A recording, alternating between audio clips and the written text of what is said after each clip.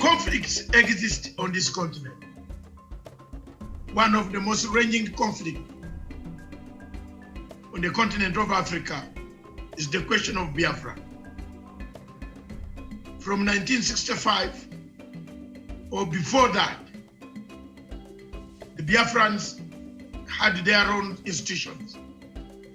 Before the colonial master arrived, they have agitated themselves, they have told the world they want fair treatment in a nation called Nigeria. Successive regimes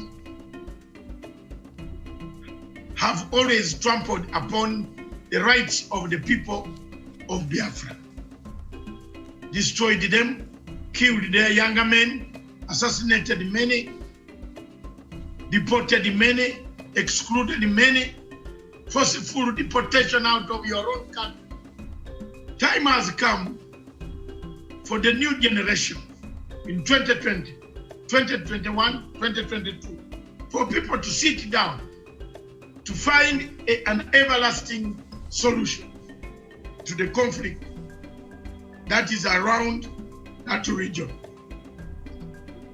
President Buhari promised us that he will finish in 100 days, the first term of office. Boko Haram will be dead. Today is finishing his second term. Boko Haram is even more vibrant than his own shoes. We have landed in very serious murky waters that the people of Nigeria don't know which direction they are going. The people of Nigeria, a big country with a big population, an economic hub of West Africa and Africa, with the biggest reserves of oil, still lingers in poverty. The poverty and the rich gaps in Nigeria are wider than the distance between Mars and Earth. What can we do for our countries in Africa? How do we unite? For us, our role is to speak, to defend the voiceless, to chart our way forward, to find a solution. The only way solution can be got on the Biafran issues, the referendum, which Buhari and the government present have refused. But sincerely speaking, Nigeria needs rearrangement. If that rearrangement does not come today, tomorrow, or the other day, one day it is going to explode. People can be pushed, but they cannot be pushed beyond what Biafrans have been pushed. The suffering is too much. Pictures that I cannot show on this television. I call upon President Uhuru Kenyatta, as a member of the United Nations Security Council, to see that some of these problems should be resolved and a resolution is passed of sitting down to understand the difficulties of the nations, especially in Nigeria, in Cameroon, because the problem of Biafra is also similar to the problem of Amazonia. The English-speaking people have no say in Cameroon. They are taken as second-class citizens. Biafrans are also taken as second-class citizens in a country called Nigeria. Their problems are compounded with a dictator who has lost direction, who doesn't know where the wind is blowing from, whether east of Sahara or west of Sahara. He's going north when the wind is going north, south. Therefore, he's blown one leg going up, one leg going down. Look at the picture of Buhari standing 6.1 feet, being blown apart. Thank you.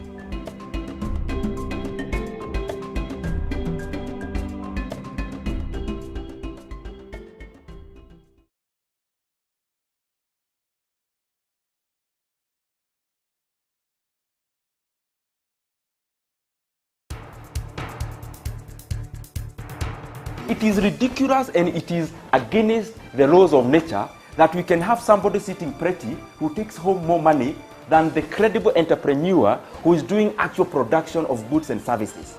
We always say it as it is. It is only in this country that when a thief is arrested, you hear elders from their tribe saying, he is our son and he is our thief. If you are deviant Yes. and I call you leader, Yes. probably you are already a leader, but you are leading in the wrong direction. We want to see the role of the youth Yeah. in the security, Yes. governance, Yes. and development. The youth that I meet and work with here, you know, we call them the millennials and X's and Y's, this and that. They don't necessarily want to live like their fathers and grandfathers, Yes. do business like their fathers and grandfathers. They're more independent, they're better educated, and they're the ones that are making everything move in this region. We look at the issues, we talk about issues that impact people's lives in Africa. The African peoples themselves continue to cheer bad leaders, and because they cheer them on, they continue to be misled. Let me ask you, doctor, would you rather be somebody who does not enjoy so much freedom but you are rich? Yes. Or you'd rather be poor who you are actually imprisoned by the poverty itself? My goal is not to come here and say, I want the majority ownership, I want to own this, I want to own that, I want to do this. My goal is we all make money and we're all happy, and I help build a big business here. Punchline is for Africa, with Africa, from Africa.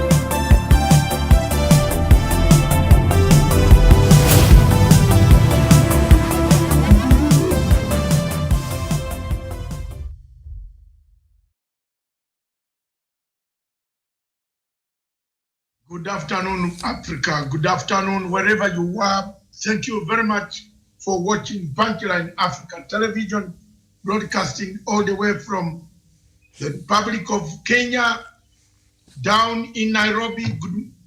Miriam, good afternoon. A very good afternoon to you, Doctor, and a very good afternoon to our viewers wherever they're watching us from today. Thank you very much.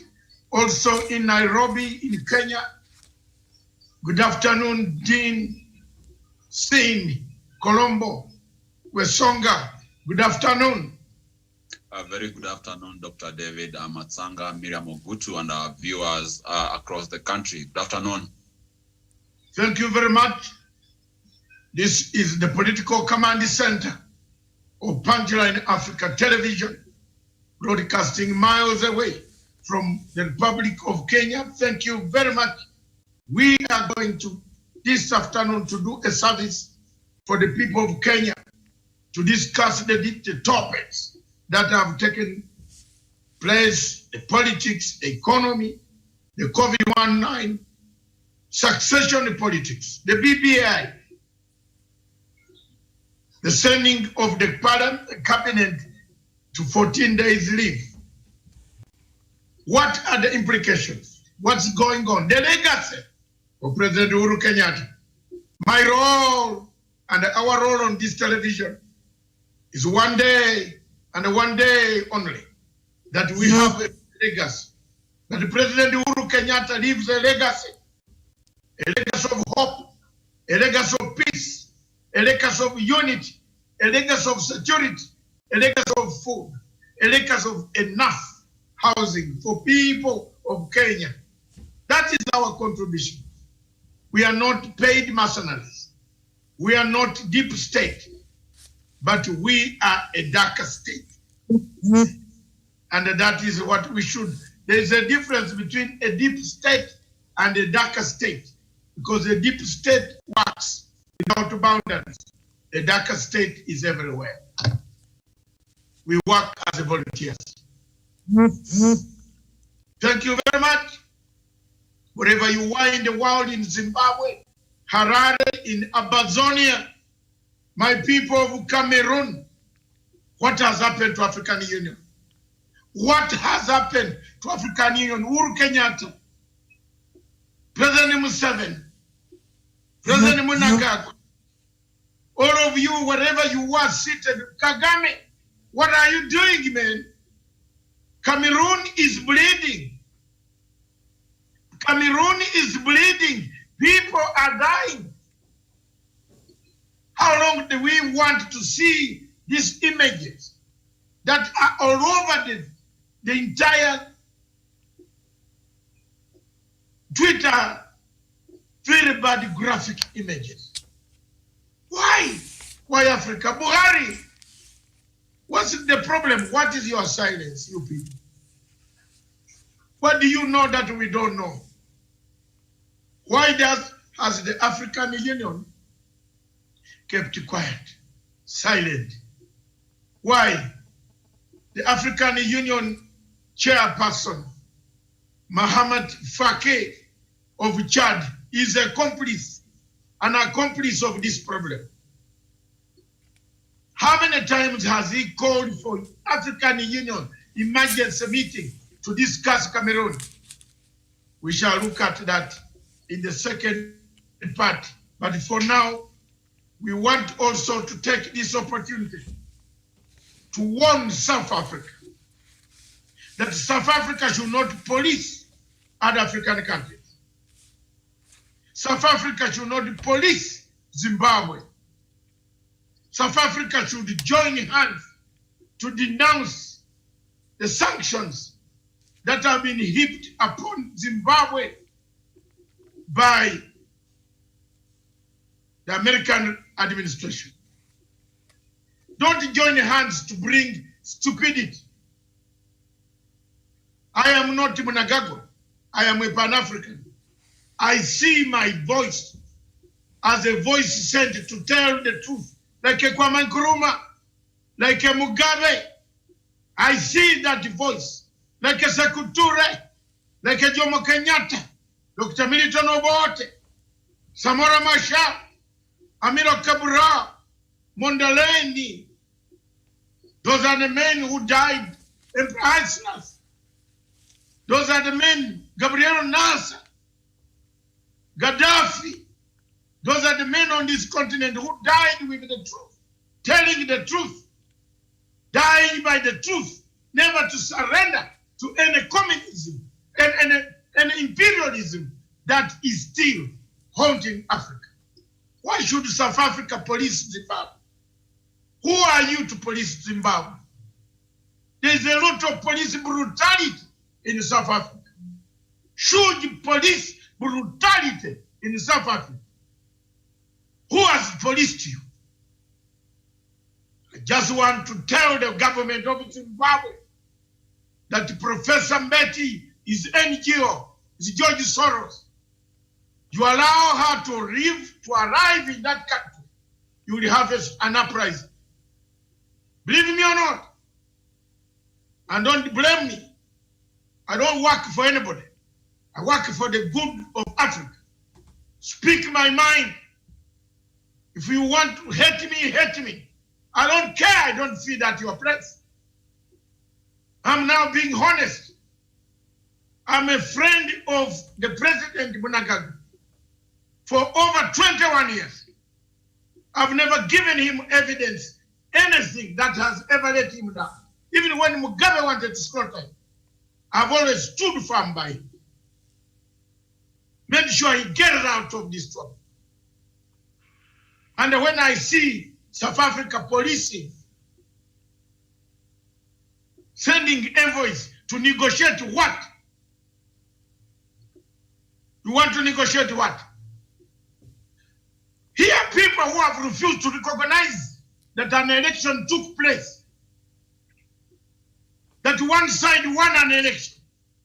What stupidity do you people in Zimbabwe want to entertain? They must recognize Mnangagwa first, that he is the president of the Republic of Zimbabwe. Like Raila Odinga recognized Uhuru Kenyatta. You can't come and do a facilitation. Stupid. You can't do it in your country. Ramaphosa, don't cheat us. Why are you not talking about Cameroon? Why are you not talking about Cameroon? Stupid. Don't tell us stories. You can be a president, but you are zero. You are nothing to us. We shall all be together in the front of God. We shall be charged together of the crimes if we allow the people of Zimbabwe to be policed, if we allow the people of Cameroon to be slaughtered every day. All of us will be charged with the one account. We neglected the people of Cameroon. The pictures that are doing rounds on Twitter are not coming from anywhere, but inside Cameroon. Why is Ramaphosa, the chairman of African Union, shouting more about Zimbabwe, which is peaceful, and he can bloody fucking not go and talk about Cameroon? Who is he? Who is he? Who is he? These are Mafikizos who took over power in Africa. We are fed up. We are fed up because you protect your interests of your mines and the minerals and the money and the businesses that you do. You are not talking about Cameroon. I'm not happy this afternoon. That's why I've worn a bulletproof jacket, to tell you that I'm not happy. I'm prepared to die. You cannot threaten people. You can't.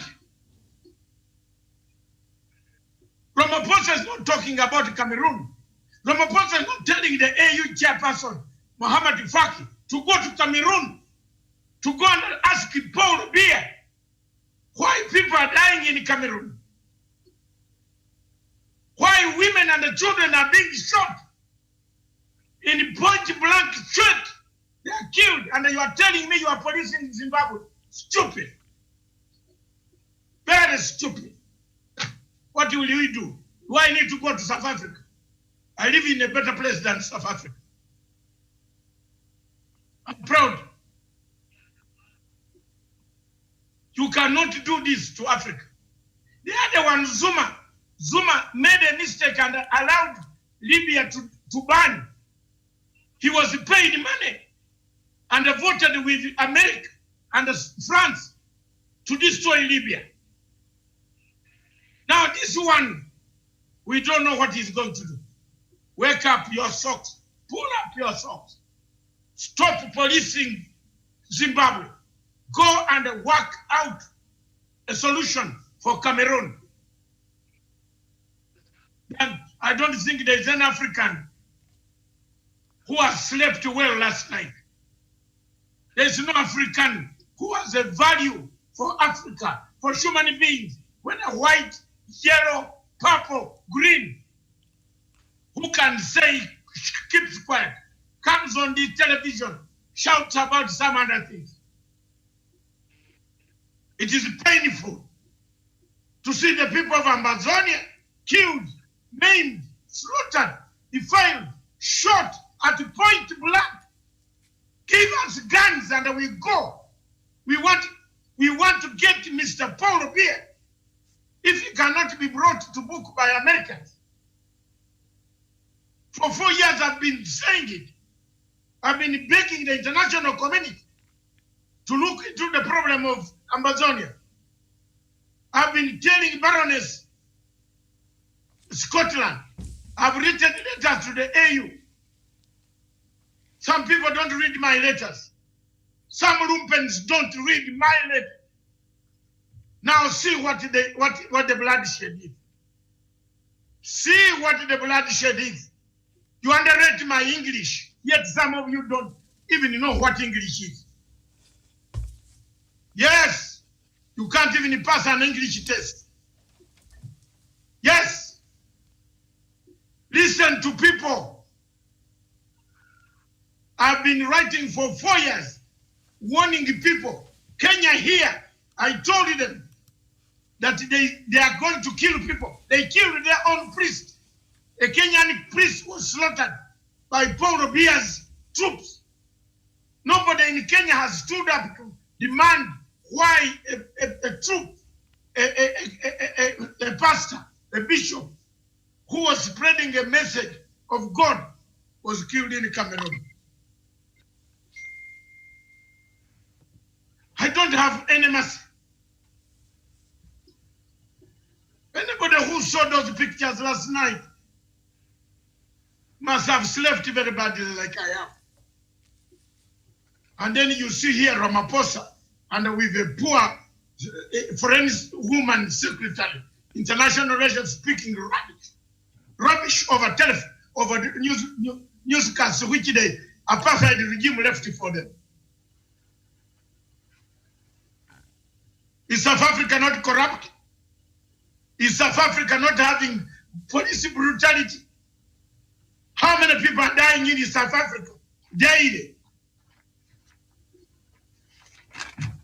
Why is South Africa not minding about other countries?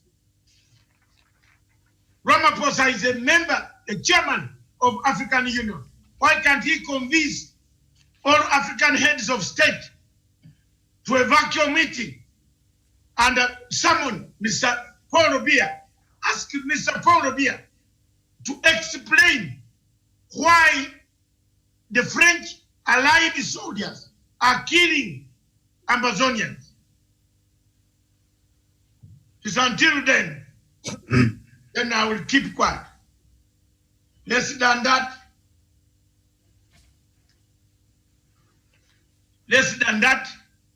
I'm not bothered. Does Ramaphosa feed me? No. He's a capitalist. He's a capitalist yakking, leeching, siphoning South Africa. The only man in South Africa, the best man, was Chris Hani, whom they helped to kill. Why can't they put a commission of inquiry? Who killed Chris Hani? Yes. Who killed Chris Hani? Are they not the present leaders? Who thought Chris Hani was going to talk sense to South Africans? The same way they killed Patrice Lumumba. We can't wait. We can't be on this television station. We can't do it anymore. Take the photo, Mr. Wesong. Take it. Take it now. So that people know it's a battle. When I wear this jacket, it's a battle. I'm ready for the battle. Let anybody bring chaos. We are ready for the battle. We have been there. We are there. We shall be there. The presidents in Africa, Kenya is a member of the United Nations Security Council. Wake up. Take this motion. The member of the African Union Peace and Security Commission, please raise the issue of Cameroon. There are so many Cameroonian refugees suffering in Nairobi, running away each day. Women are shot. Children, a woman is carrying a child, and a soldier from Paul Biya's army shoots a woman. These photographs we can't show here. And these are happening live. Then somebody is writing a letter to Zimbabwe about imaginary human rights. Stupid. Stupid, kabisa, stupid. You can't write a letter to Zimbabwe when there are no killings of this nature. What is wrong with people? What's wrong with people? When Gaddafi needed help, Jinping, a French intelligence external officer at the AU, delayed the plane in Bamako to rescue Gaddafi. South Africa knew Zuma was on the plane, but he knew the plane was not going to land in the trip. He had already voted, along with France, to dismember Libya. Where is Libya today? I said it 5-6 years ago. Where is Libya today? I wrote a piece. I'm the only African who wrote a piece. I stand by history. And I said the Mediterranean Sea will be littered with dead bodies. Where is Libya today? Where is it? Very sad. Thank you very much, viewers. We return to normal services. Miriam, read us the figures of COVID-19 in Kenya, the politics of succession and the BBI. And today I am in the right mood to tell Ruto my position. I'm not bothered. I've lived longer on this planet Earth to know what is right and what is wrong. Nobody else will manage me. I'll go home if I want. Fed up. The truth must come out. Uhuru Kenyatta must have a legacy. And that legacy must have a united Kenya. If that united Kenya is not there, don't try elections. Don't try. Don't try them. Otherwise, we shall meet near the Hague. If I'm still alive. Yes. Don't. Thank you very much, Miriam. All right. Thank you. Thank you so much, Doctor, for that introduction. And good afternoon to you, Professor. I see that you just joined us. Let me just get through these figures so that we can get to our topics of the day. And Kenya, today, the confirmed cases is at 29,849. The death toll is 472, and recoveries right now stands at 15,970. Uganda, the confirmed cases is 1,434 cases. 13 people have died in Uganda. Recoveries is 1,142. Zimbabwe, 5,176 cases, 130 people have died in Zimbabwe. Recoveries is 2,047. And South Africa, the leading country in the continent, stands at 583,653 cases. The death toll is 11,677, and recovery stands at 466,941. In Nigeria, 48,770 cases. The death toll is 974. Recoveries is 36,290, and the total number of confirmed cases in Africa this afternoon stands at 1,100,094. The number of deaths that have been reported is 25,105, and recovery stands at 789,520. So way above the total confirmed cases here in Africa. Doctor, let's just turn into our topic for today, and Kenya, the politics of succession and the BBI. Start it for us. Thank you very much. Miriam, let me open up. I want to introduce my panel. As I have done already, Professor Onyali, you are not present when I introduce. I'll begin with Professor. We shall come to the topic that made me charged at the beginning in the introduction. I believe you have seen the pictures that are running around Twitter, the killings that are taking place in Cameroon, the slaughter of human beings, the cutting of necks, the filing of women, the bursting of stomachs, the rolling of people on cars around villages by the Cameroonian army and the commandership of Paul Biya. But we are coming to that. The biggest problem we have now as Africa, we are faced with a huge problem. It begins like what is in Kenya. Succession politics has overtaken developmental politics.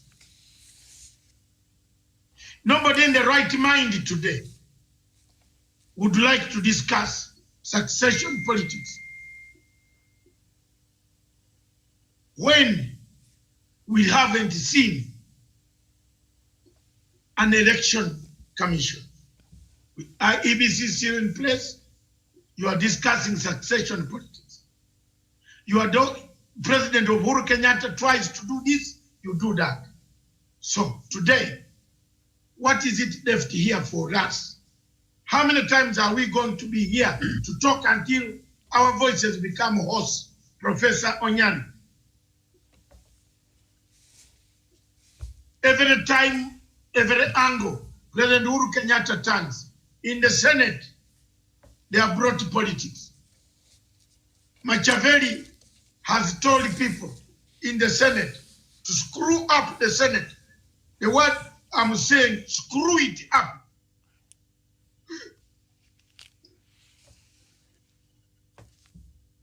How many projects are in the Northeastern? Look at that. Yesterday I wrote a piece. If someone has a brain, challenge me. Challenge me on that piece. Usiseme munasoma, mulisoma. Challenge me on that piece. And the piece, Miriam, production team can produce it. I wrote my piece. I looked at the projects that have gone in Northeastern and the same arid areas, marginalized areas. Who is using them? Do you give money to animals or you give money to people? You give money to trees or you give money to the landmass? Do you give money to ocean or you give money to people to manage the ocean? Why are people not? It is only cheap politics of Murukomen and Ruto that is confusing this country. And the people are not speaking again. 2009, Waki was sitting down, crafting names. I was shouting. People did not want me to shout. We had these names ending up in the head. Little known to them, when Ocampo announced these names, it announced the best sons of this country called Kenya. Mumesikia? I was alone. I was alone. Even Onyari was not there. I was alone contesting against Waki. People thought I was I had come for money. Yet I was shouting at that don't allow the envelope to go. Because Kofi Annan was not given mandate by the ICC. People called me all the names. They called me all the names. They are on record. Today, they are on record. Some of them are in government. Some of them are ministers. Some of them are PS. Some of them who opposed me are eating. I'm not eating. I don't have an apartment in central Nairobi or a building. But I stood for the truth of the people of Kenya. I'm bringing this today on the floor. Let Miriam be my witness. I was the only person. Professor joined me later when he saw single-handedly, I was laboring. Professor Chisangani wanted to kill me in the University of Kenyatta University until 5,000 students stood up and supported me. I said this thing is going to create a problem. Now today, I am now again seeing something that is going to create a problem. When some people start talking of deep state, let's combine all these things, Miriam, together. They go together so that we don't have time. Deep state. What is a deep state? There is a darker state. If you have studied political science, there is a darker state. This is deep state. There is a darker state above the deep state. Did you know that, Mr. Ruto?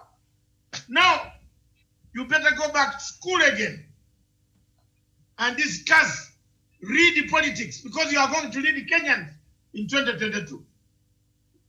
Don't pretend. Look at my piece. It is here. 14 functions. 14 functions have gone into northeastern Kenya. Then below, a man I thought he went to school a bit, he comes to shout using tribal chauvinism. One thing I have, and I'm proud of, let me even pocket. I'm not a tribalist. When Museveni wanted to kill Northerners because they are black in color, and we Southerners are brown in color, I stood with the black ones. Yes, I stood with the dark Acholi, Lango, Karamoja, West Nile, Itesots. I stood with them. But I'm a Bantu. Look at me. I'm proud. Very proud. I stood against Museveni single-handedly, one man. And I said, yes, call me all the names. And I want to thank the British government, Her Majesty of the government, for having given me the support to dismantle a one-party state in a nation where one man, when he ate, when he drank, when he slept, when he snored, when he did what? When he snored, when he snored, when he slaughtered people. We had to say, thank you. One man, I stood, defended the Luo community in northern Uganda. I'm proud. Again, when the Americans who say you need a peace. Again, when the EU said they needed peace. Again, when the AU, East African Community, IGAD, said we needed peace. SADC. I put my hand across. And that peace is holding. That peace is holding. That peace is holding. Today, it will never break. Because I will never use a fist again. That's the journey I've traveled. So when I'm talking about something I know, I knew Ocampo from 2005. Kenyans only heard about him in 2010. I knew the monster. I knew the stupid quank, that Nikopu, that thief, that gambler who gambled $17 million of Bashir to indict Bashir from an American NGO. They beg me every day, please, please, don't raise that issue. How do you raise it? Today we are preparing a journey towards 2022. But we have forgotten the few mistakes that took us to The Hague.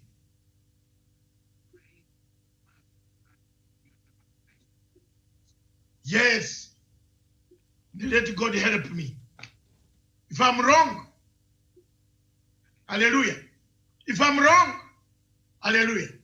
These statements you are making, if state, you will be asked sometime in the future to explain what a deep state you made.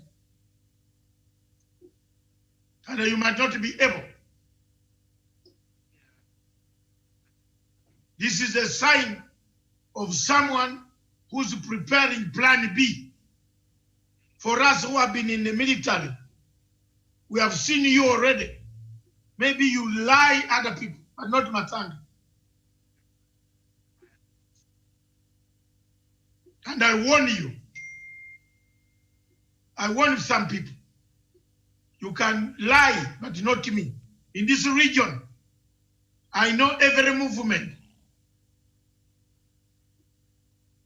We shall expose inch by inch, soil by soil, water by water, word by word. Anybody sabotaging President Uhuru Kenyatta's government. We are watching this, the movement. Everybody is watching. Today, Miriam, one thing miraculously happened. Dr. Besigye wrote a very good piece on how we should keep our immune systems as a medical doctor. Something which is not happening in Kenya. Some Kenyan people are just globbering in money. Yes, they are not doing it. He brought practical examples telling Ugandans as a medical doctor, eat lemon, 2 lemons a day, onions, chili, ginger, garlic, crush them if necessary, drink. You will keep your immune system. This is one doctor here, Mwangagi or some, coming to read an essay. Whoa. Mr. President, you have done a good thing to send them on leave. Whoa.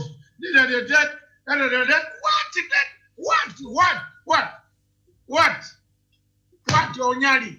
Take it over. What is this? What is this, Miriam? She comes to read an essay. Just reading an essay to children. Why don't we come out with practical things? Let's tell Kenyans. Look for lemon. Look for ginger. Try to get hot water. Drink. As you wash your hands, as you wear your mask, as you keep distance. Drink. This thing has no medicine yet. Keep your immune system active. This woman comes today, hey, I am reading this. For who? Go and read it somewhere else. People are fed up. I don't think Miriam is pleased. Neither. The figures, we have to change strategy. If you're a project management officer, if the project is a horror, change the strategy. Thank you, Professor. All right, thank you so much. And Doctor, you brought up the issue of the ministers, the PSAs. They have been sent on a 2-week leave starting tomorrow. And President Uhuru Kenyatta has sent all cabinet secretaries and chief administrative secretaries and principal secretaries on a 2-week working recess. And Now, this is after the head of public service, Joseph Kinyua, communicated the directive in a memo dated August 12th, 2020. And it added that during the recess, the Attorney General, CSS, CAS, and PSS will be expected to conduct working tours, site visits, and field engagements with the public with respect to ongoing state programs and projects. During this period, members of the cabinet and the senior ranks of the executive shall be expected to undertake preparatory works for all outstanding cabinet businesses and also all matters that are due for consideration by cabinet and its committees upon return from recess. Professor, when you had that announcement yesterday, are we looking possibly for a reshuffle in the cabinet, because we know some section of the cabinet has not been seen to be working together in line with the vision and the dream of President Uhuru Kenyatta, and there has been a rift. Of course, we've seen a few changes in the past, but are changes imminent even as President Uhuru Kenyatta looks to secure his legacy? Thank you, Miriam, for that question, and my fellow panelists and our viewers. You know, the problem in this country, we read everything, we read politics. Kenya is one of the Commonwealth countries, and the tradition of the Commonwealth countries that the cabinet in the month of December, April, and August, they go for holiday. And in fact, it is a good practice for workers to go on leave, so that they can rejuvenate and become fresh, so when they come back on work, then they can be able to do it. Be it as it may, to change the cabinet is the prerogative of the president. If he finds someone is not working, you didn't tell him to appoint so and so. So if he thinks one is not doing his work, he is free to act. And as Dr. Masanga said, that the president is so much determined to leave a legacy.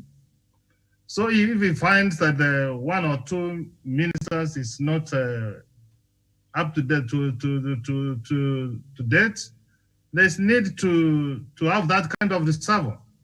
And in fact, to me, the way I look at it, in the spirit of the handshake, it is high time that we come with a cabinet of reflecting the national unity, so that the president can be able to compose and bring his legacy together, so that it finishes very well. That's what I have to say on that, Miriam. Thank you so much, Daniel. Of course, President yesterday. Yes. Miriam, before Daniel comes in, I want to reinforce the point of the professor. The president has the powers to appoint or sack. But Mr. President, now you have 722 days. Yes, some of these people are incompetent. Jermaine, don't sugarcoat here. Some ministers are corrupt. Some are incompetent. Some don't know how to interpret English language. Procurement levels 0. Every ministry, every parastatal is in chaos, Mr. President. They have eaten all the money. It has remained shells. You are the only one who can help us. You are the only one who can help Kenyans. Miriam, today I was telling you, and I got shot. I don't know why. I went to Dr. Besige's wall. I just did one comment, and you can see the popularity. Just go there now. I think the song you have seen. Yeah, you have seen how many people are telling me, David, this is great. Hundreds who have come on my comment. You see, my comment has become bigger. It's going. We are now, they say, please come here and be like this. You know, because they know the truth. I stand for the truth. I am not a Maxi. It's so wrong. I'll stand by President Uhuru Kenyatta up to the end. Paka mwisho. We have 722 days. We don't need people who will be not functioning. The president needs to pick a group, a team, a final approach. If you are doing BBI, you do the referendum, you need people who will be with you, not people whose one leg is here, a half leg is there, the stomach is here. Unaona, legi moja huko, tumbo ndio hii, wanakula government. Oh, we like Kenyatta. Usiku, wanaenda kwa hii, just kill that revenue. Hey, woo, woo. This is drama video. At night they go to eat with the deputy.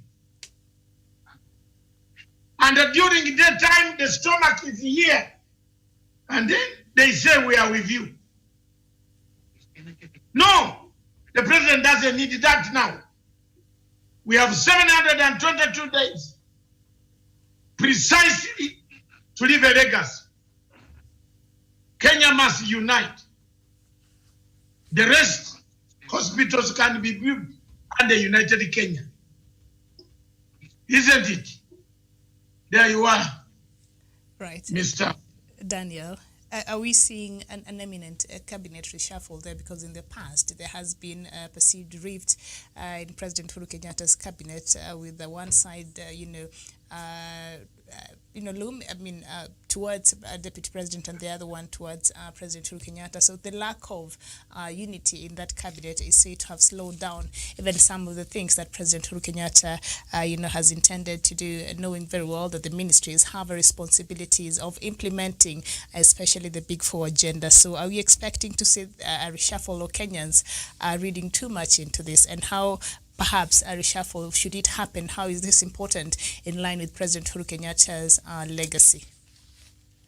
Yes, thank you, Miriam, and my fellow panelists. And my opinion on this, I think I tend to look at it as a matter of wait and see, just speculation. Of course, one of the things that comes with this is that it's something that has been happening. The ministers are supposed to have such a breather so that they can go revitalize, be able to re-energize and come back stronger to continue doing their work. But also, as Professor and Dr. Matsanga said, it also, apart from giving the ministers, the CAS and the PS and other senior civil servants time to re-energize, it also gives the government time to reflect and be able to see whatever kind of work they have been doing and their capability and their performance index, so that when now they resume work, they'll be able to see where there have been shortfalls, and perhaps if you are found not to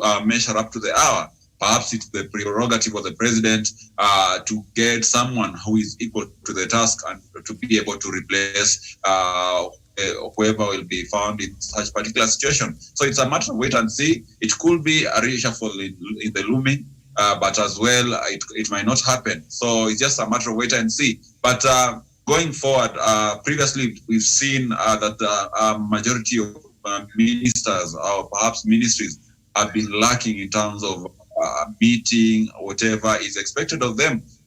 For example, the Ministry of East African Community, this is a ministry which has been showing a very, very minimal delivery in terms of service, and very few Kenyans really know that such a particular ministry is in existence. We've had cases in the Ministry of Health where it has been claimed that we do have cartels, and these cartels have not been cleaned, and perhaps it is speculation out there that billions of shillings might have been lost, which were meant for fighting coronavirus. So these are some of the cases that the president will also look at it as their boss and be able to come up with a very conclusive decision once the time of the leave expires. So, and it is our greatest hope that these ministers, these cabinet assistant secretaries, the PS that have been found not to be competent enough, will be sent packing so that President Uhuru Kenyatta remains with a very competent team of experts who will be able to oversee the last 800 days of implementing his legacy work efficiently. So that is my expectation. All right, and they're told while they are on leave, actually it's a work leave, so they will be expected to conduct working tours, site visits, and field engagements with the public with respect to ongoing state programs and projects. So they're ministers who have never traveled to see how some of these, projects that the ministries are supposed to be implementing are even done in different parts of the country. And we've seen President Uhuru Kenyatta has been very intentional in going around and seeing and supervising and seeing the progress in some of these projects. And could we say that President Uhuru Kenyatta was setting precedents and perhaps telling them now, you cannot just sit in the office and be signing some of these papers and paperwork and all that. You need to actually go to the ground and try to familiarize yourself and see this money that you're sending the ministry is using and the government is using towards this project, to different projects across the country. Are they actually being done? So that also will go to show that a lot of these ministers perhaps were not really in touch with a lot of things that they were supposed to be doing. And so perhaps President Uhuru Kenyatta found out and told them, now, as much as you're on leave, but please go and find out what actually your ministry has been doing in other parts of the country. Would that be a right thing to say, Professor? Thank you so much. Miriam, if I want to reinforce when Mr. Simon Nyachai was the Minister for Finance, he was telling his accounting officer, sometimes papers come to your office and you just pay, and you have got a government vehicle, you have got per diem. You have never wanted to go when you want to pay for a magnitude of the billion to go and see where the project is there. So it is a good practice as a minister, you are seated in the office. Go to the ground. This is where development takes place, and ascertain yourself that the people of Kenya are getting value over the money which has been set to the project. And let me tell you, Miriam, if you find an employee who doesn't want to go on leave, there is something. There is something they are trying to hide. Even yourself, you stay there from 1st January to 31st December, you have never gone on leave. If something will come to be filed to be audited or found out, they will find there's a mistake which has been done. And I'm sure some ministers are going to be caught because they have not been having hands-on the projects which have been taking place in this country. You have seen the president himself even going in the middle of the night to come and assassinate himself, because people around you, the officers, your juniors, may come to you and tell you all is well. Remember one day again, the minister for finance, Dr. David Mirari, the late Dr. David Mirari, when he was signing documents about Anglo-leasing, he said, my officer just brought to me and I just signed.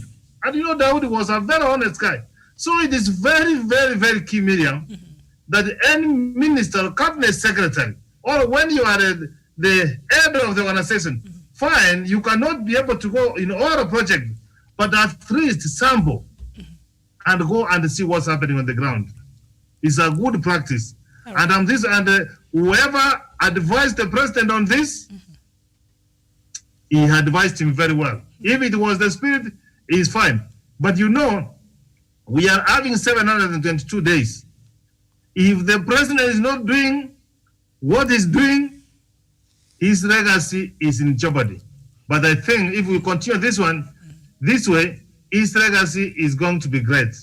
I say kudos. A very interesting word there, Professor, you've used, audit, Doctor. Is that what is expected? And I'm sure should that be the case, and then perhaps some of these CSS and PSS must be a worried lot, as the Professor said. Why not? It could be the audit may take place while they are out of office.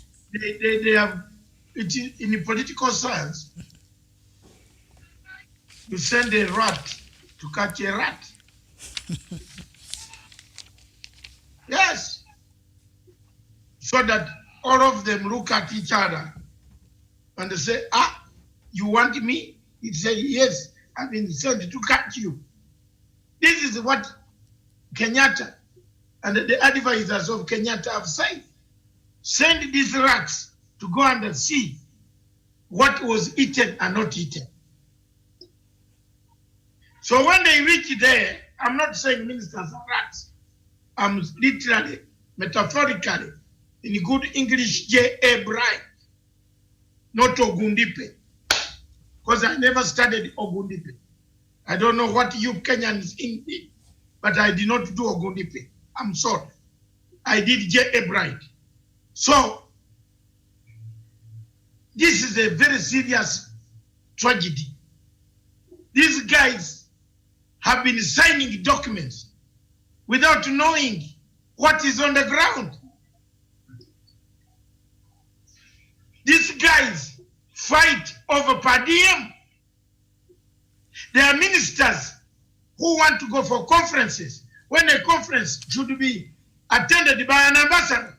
Then why did we have an ambassador accredited? Am I clear on this one? I'm raising very cardinal things that Jamen. A minister goes to attend, he fights. You find a minister filling the form of visa. He's going to attend a meeting when we have an ambassador in that country. The only purpose to go there is to buy perfume and cloth, Marks and Spencer for Britain, H&M. In America, we have that. I don't know because I hate that side. You know, there's Walmart. It's all this. You go and buy things there. Come with suitcases at Jomo Kenyatta Airport, duty free for people. Some for the calicos, some for wherever. This is happening in Africa, Jamen. Why should someone, Miriam, with common sense, here, you have an ambassador and a meeting that takes 3 days. You fly from Nairobi on a business class ticket of $4,000 to London to attend that meeting. When the meeting can be attended by your ambassador. You see some of the countries, like Rwanda, you rarely find the minister of Rwanda troubling. Have you ever found the minister of Ethiopia troubling? One day, I traveled with Ethiopian minister. Actually, the current prime minister, the one who resigned before this other one, this Mujangiri came, you know? The former prime minister, he was a friend minister. We traveled together, we are going to Brussels. After, for a meeting, it was something to do with removing sanctions and on diamonds, the sale of diamonds, to allow Zimbabwe and other African countries. We landed on the same aircraft. We reached, luckily enough, we booked in the same hotel. And Zenawi was the prime minister. So the prime minister said, David, where are you going to stay? He said, I have been booked in this hotel. We went. We sat in the hotel. Do you know the minister told me, when I looked at the conditions, you know, I studied a bit of morphology. I could understand that there was a problem of liquid here. Me, I carried my $20,000 to relax, and the Brussels and the London, it's very near. So we went out after that. We went out to have a chat and a drink, wine. The prime minister drinks wine, yes. The former prime minister. And then the wine came. Me, I said, I don't drink wine. I drink cognac, which is my brand. He said, cognac? Is it a good drink? I said, it's very nice. He said, I also have a cognac. We brought bottle number 1. We were joined by several ministers, including the minister of who had been sent, and the ambassador of Zimbabwe in Brussels. So later on, the bill came. Me, you know, being in the Ministry of Foreign Affairs with him, I saw the problem. All this accountability. The man told me, as the truth, that the money you have drunk today, this afternoon in this hotel, if I pay when I arrive Bode Airport, and the following day to go to explain to Zenawi that I drank 4,000 euros with dinner, I'll be sacked. So I asked him, what? I said, this is peanuts to me. I said, bring the bill, put it on my room. No, they put it on my room. Then later on, in the morning during breakfast, the guy confided in me. He said, brother, when we came here, I was given $2,000. Never to use more than $2,000. That's Ethiopia. That's why you see corruption in Ethiopia ended a long time ago. He was told you are going to Brussels for 2 days, but don't use more than $2,000. They bought the ticket, business class, yes. He said even to buy this business class ticket, it was a long journey to be approved. But our ministers here, you can see the way they sit in that Kenya Airways big, the legs up, business class. And what are they going to do? What they are going to do in London, Ambassador Esipisu can represent the president. But the people want to get that pocket money. Per diem, some of them even can kill us. They want to kill us activists. Because an activist has destroyed the case. Now there is no more going there. I don't know whether, Professor, you are following this. Serious. This is real, Miriam.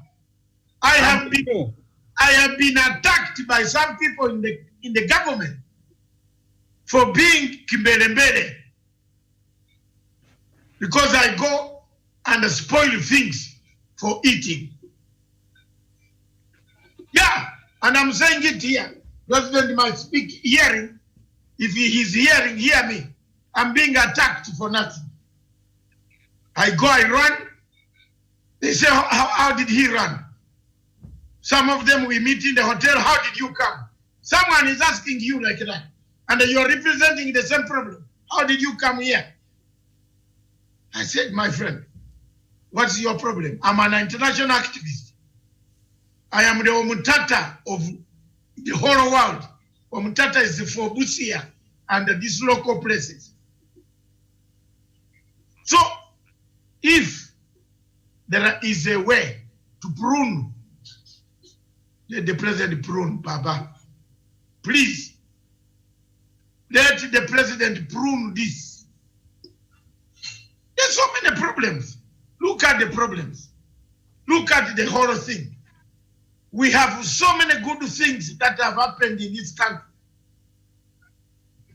We have so many good things that the president has done.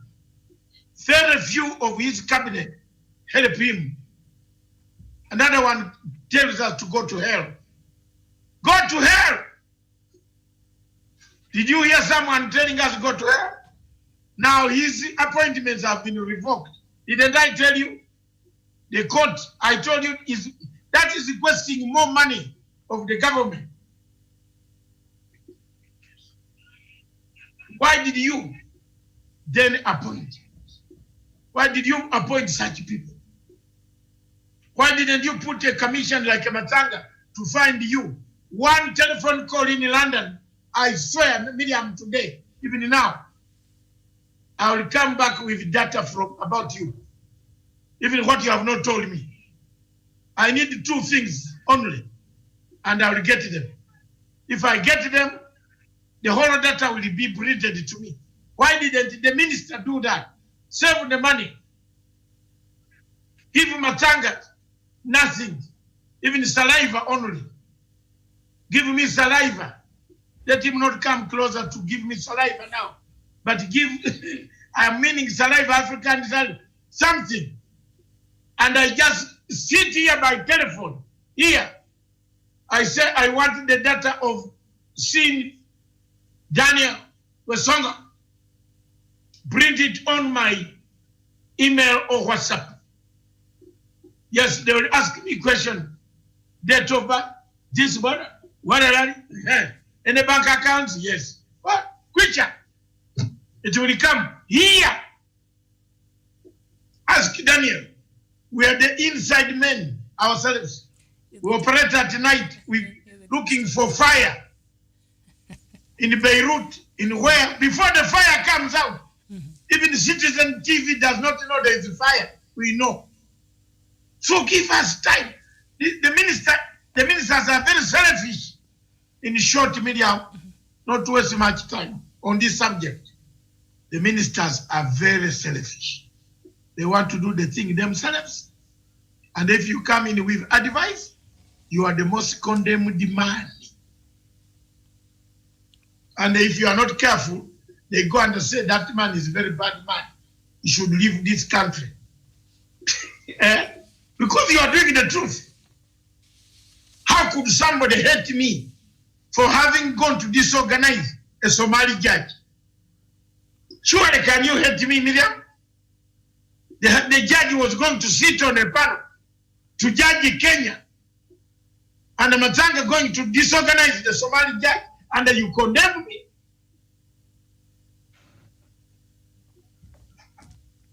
All right, Doctor. Thank you so much. I think we spent about an hour. I think no. Let's shift. Let's just shift focus. I see we have a lot of other internet. Before we shift, there is revenue allocation. Let me make one statement. Yes, because it's happening tomorrow, so I figured we'll spend so much time in the morning to discuss it. But go ahead. Yeah, it will happen tomorrow in the morning. By the way. Oh, okay. The They've changed. station is hitting tomorrow in the morning, isn't it? Very well. I have called it for 9 o'clock tomorrow, so that they finish it. Now, the truth is this, and I will die with my truth. You don't give money to trees and the desert and the land. You give money to human beings. 2, there is no equal distribution. God did not make us equal. If God was making us short, all of us to be short, same size, then I would agree to take less money. But God made us different sizes. What is happening? Don't talk about equality, equal. Talk about balancing. The senators should know that on this earth, there is no equity. But in heaven, there is equity. I have never been to heaven, neither hell, but I hear there is equity there. But on planet Earth, there is no equity. Raila can sing the word equity up to heaven, but it is not there, Mr. Raila. It will not happen. That's why you are a leader. His Excellency, the Right Honorable Prime Minister, is a leader. Are there every leader? Is everybody in rule and a leader? Tuambiane. Is everybody a leader of ODM? Tuambiane. Mzee, let the people not lie to you. Equity. Equity Akuna, there is no Kenyan who goes to vote for half a loaf. Whether Masabit, Moyale, Isioro, Let someone send me a comment. Those who go to vote for half a loaf, nione wapi? Hakuna. One man, one vote, 1 shilling, not one man, one vote, half a loaf. Iko wapi? If we were told a slogan of half a loaf, nani anaenda kuvote for buffalo? Buffalo. Leta buffalo moja. Mkati nusu. Wapi? People vote 1 man, 1 vote, 1 shilling. If you are using that formula, why are you fearing to use it? Why are you moving in money from Narok? Instead of the government equalizing, balancing, let the government get a huge money to balance Ishoro. We have an airport in Ishoro that is dormant. Baboons are lying on the tarmac. No plane goes there. Even if you build a hotel, the food gets rotten. Only 1 person each seat, 1 passenger. So do you want to pour more money there? While if you put that airport in enlarged Kisumu airport, all planes going to Uganda, the whole eastern Uganda, Karamoja, Mbale, Tororo, Jinja, will land in Kisumu. How much business will the Kisumu people have? Jamen, let's think. I stand, whether we are defeated tomorrow or not, I stand with Cherengei. I stand with Cherengei. 1 man, 1 vote.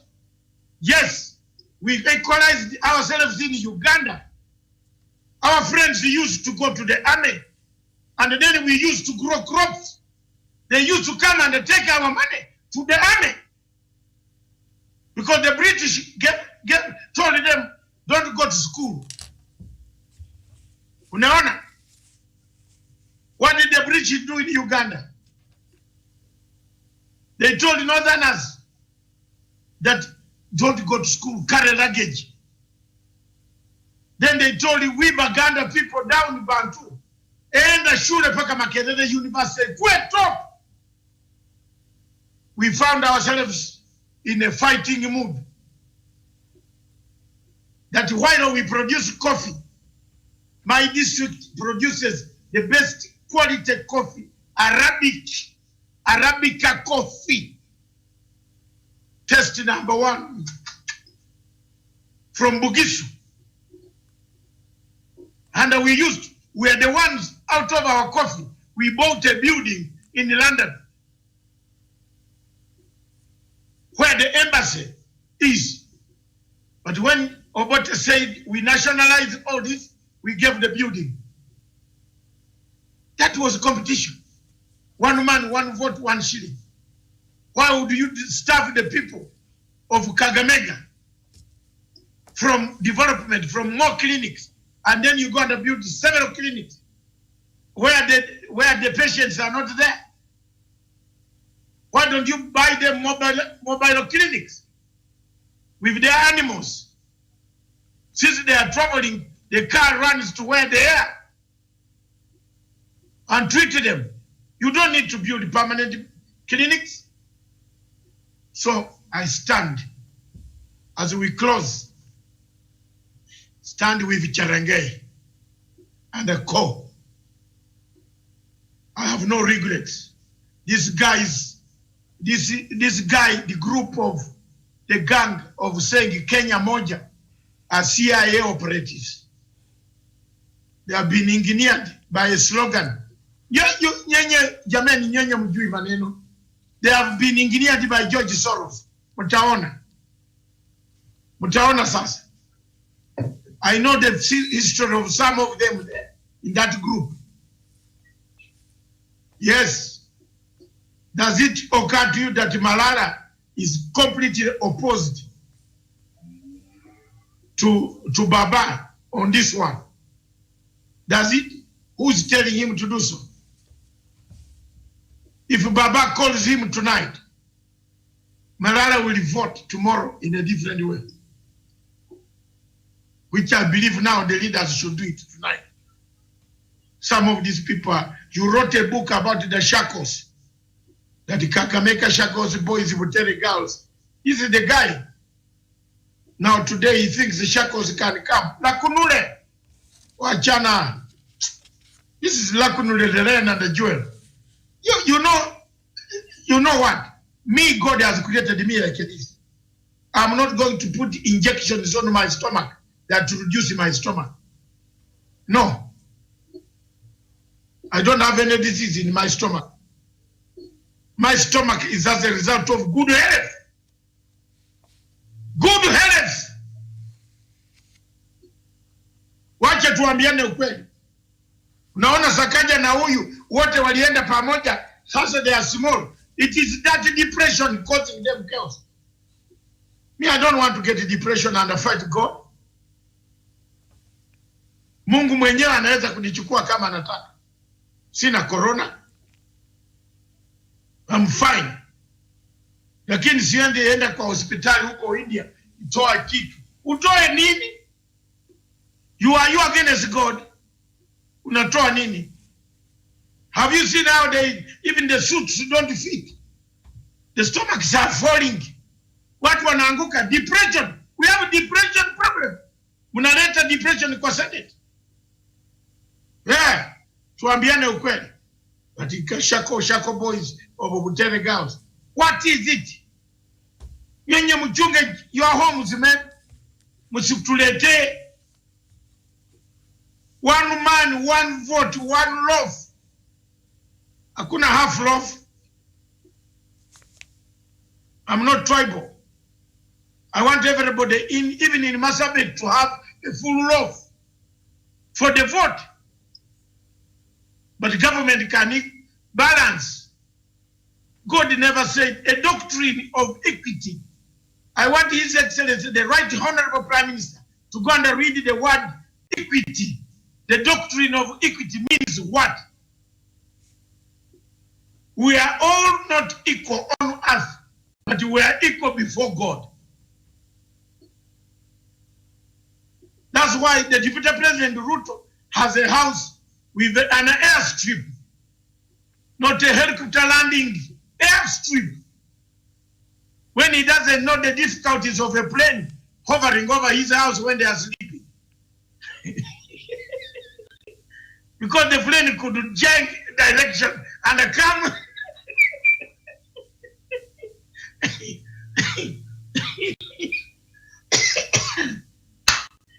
Do people know why plane airstrips are put very far? Professor and my brother Zin and my sister Miriam.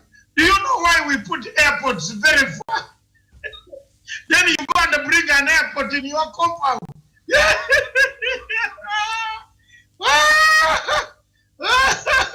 David Matsanga let me laugh.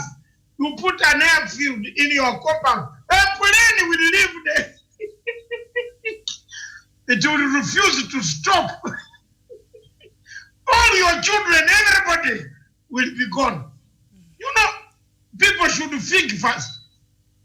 And if you're not going to school and going through school are two different things. I want to thank the Honorable Right Prime Minister. He has not built an airport near Siaya. Bondro. I'm sure he has a helipad or something. A lot of no, a helipad is okay. Yeah, is that helipad? Yeah, because helicopters land nicely. But this is an airfield. Mm-hmm. Why can't the production team bring the aerial home? You know, a plane could jump while you are sleeping with your wife in the bed, big bed. It is coming to pick you very early in the morning. It rams into God forbid. Even Museveni built very far, Rakitura. If you go to Rakitura, you land very far. and you are just driven back to reserve. Wala ya Mungu. Lakini hii unaweka haka karibu, all this chicken will go.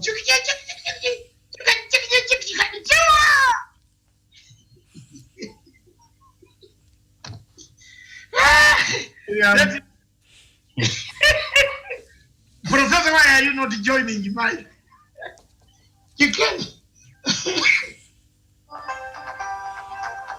All right, Doctor, thank you so much for that.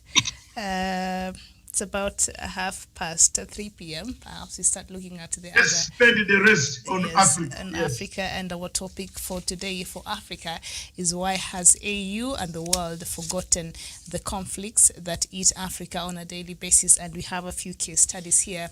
The crisis and wars that are now active, and the latest one in Cameroon. And military forces arrested several hundred people in Cameroon's northwest and southwest regions last week as they searched for those behind the killings of at least 13 civilians in the regions, including aid workers. Now the public sentiment was inflamed when videos of beheaded women and civilians stabbed or shot to death were shared on social media. And the government blames separatist forces for the deaths, and the U.S. Embassy in Yaoundé on Friday condemned what it called the horrific and senseless attacks by armed separatist fighters. However, Prince Ekoso, president of the opposition United Socialist Democratic Party, says the arrests are an overreaction to the killings. Separatist fighters in Muyuka had killed a 35-year-old mother of 4 for allegedly being an informant to government forces. In a video circulated on social media, the woman pleads her innocence before her throat is cut with a machete. And sometimes back last week, the Popular Action Party had strongly condemned the recent manslaughter of the vulnerable civilians in the 2 restive English-speaking regions of Cameroon, and called on President Paul Biya to accept a genuine ceasefire peace talks as the only way out of the crisis that has caused untold sufferings to the population. I know, Doctor, you already had a go at this. Quite sad. I've not been able to watch that video because I can't. I'm usually very...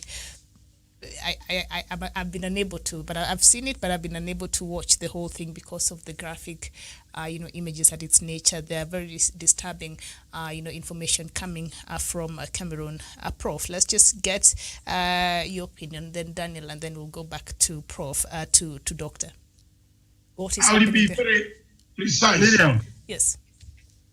Hey, who is coming first, Professor Dr. or me? Yes, Prof. Go. Doc will come after Daniel. Yeah. Miriam, I'm a very sad man this afternoon. And let me tell you, the question is, has the world and the African Union forgotten? Let me ask you, where was the world when close to 1 million people were being killed in Rwanda? The horrible genocide which has ever happened in the history of the world. What I want to say, my friend, and I've said it here and again, no matter what, and that's why I like the Prime Minister and the President, their commitment that no Kenyan should be killed on account of an election. I want to appeal with the leadership. In essence, the world is not the world is not interested. Africa Union, the leadership is kaput. See what Ramaphosa is doing in South Africa and the rest of Africa. So the African people must know they are on their own. They're the opposition and the government people, no matter if you don't agree. We have what we call comparative studies, comparative politics. Kenya is a small country, but they can learn from Kenya. I'm telling you, it could have not been that the Prime Minister sobered up right away from 2007 to 2007. We will not have a country. We will not have a country. So you can't go to cut a woman, kill women, kill children, and you get away with. These are crimes against humanity. And on this, sometimes, Daksari, sometimes whenever we don't agree with this ICC, where else can these characters be taken to be tried? So this is a very sad thing. And The sooner they change the African Union leadership, we don't wait for that 5 years to end so that we change the chairman and everyone else. The leadership should change as soon as hard as yesterday. So the African leaders, for how long are we going to be discussing this one, Miriam? Ever now and again, we are talking about Africa. We are the only one crying about Africa. Why don't we go back and see the Pan-African leaders, Jomo Kenyatta, Kwame Nkrumah, Eris Raz, Kenneth Kaunda, Mwalimu Nyerere? They were committed to the continent of Africa, even operating in that South Africa we are discussing about. And then you get freedom 20 years ago, and today you cannot stay the continent. Who bewitched Africa? Thank you. All right, I understand your concern there, and I can tell by the disgust. I'm telling you the things that happen in this continent sometimes. Daniel, as we started the show, a doctor there expressed his concern over President Cyril Ramaphosa, the president of South Africa, who currently is the chairperson of African Union, and how much, South Africa has been embroidered into what is happening in Zimbabwe, whereas President Cyril Ramaphosa has absconded, in the case of what is happening now in Cameroon. He's supposed to be speaking out. African Union is supposed to be addressing this matter, but instead it has been very concerned with what is happening in Zimbabwe, and yet other atrocities are happening across the continent, specifically in a place like Cameroon, the Anglophone region there. The way forward, can we ever find a solution in the Anglophone region and with President Paul Biya? Yes, thank you, Miriam. And let me first of all register my sympathies with the people of Cameroon, with the crisis that is ongoing there, especially more specifically the people of Amazonia. It has been a very, very long period of atrocities, periods of ruthless murders and butchering of innocent people in that region under the leadership of President Paul Biya. And as you've asked about the African Union, it seems like under the leadership of President Cyril Ramaphosa, the African Union has lost its priorities, concentrating on Zimbabwe, when people of Amazonia are being killed day by day, innocent women, children, losing their lives in Amazonia. Then it shows that the African Union does not have the slightest regard for the lives of African people, the rest of Africa, which is very, very quintessential. We can talk about Zimbabwe later. We can talk about the problem that we have right now, the pandemic later. But when other leaders in Africa watch without helping, when President Paul Biya and his regime really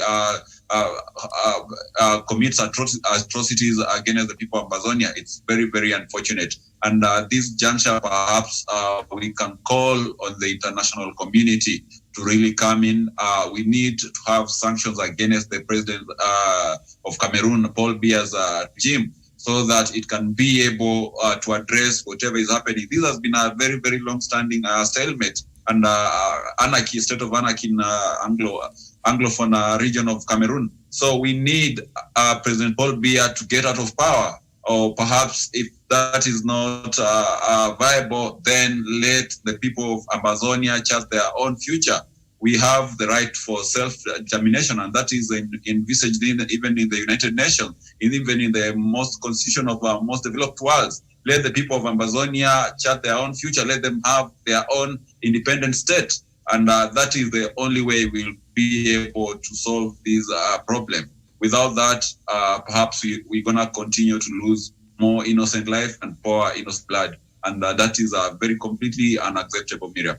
All right, thank you there, Doctor. The Popular Action Party, which is an opposition party in Cameroon, is besieging President Paul Biya to accept genuine ceasefire peace talk. Judging from what happened last year, those national dialogues, something that was quite something there. I think it was the government having a peace talk with itself, because the people that it was supposed to be sitting on the table with were not there, and we saw the end of that, and nothing really has changed since that. But is there any possibility that President Paul Biya will accept a genuine ceasefire peace talk with the important elements on the table being discussed? Thank you. Thank you very much, Miriam. First, I would like to lay a background to this. why the conflict has gone to this level. Resolution 1608 of 21st February 1961 of the United Nations General Assembly was very clear.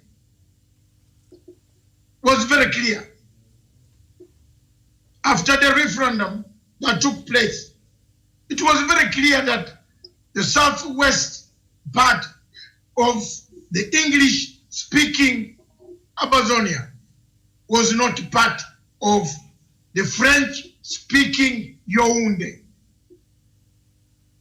Full stop. Let's eat this history. Let's bring perspective. From the time of President Ahidjo of Cameroon, down to this man monster, the current monster, who has been there for 42 years.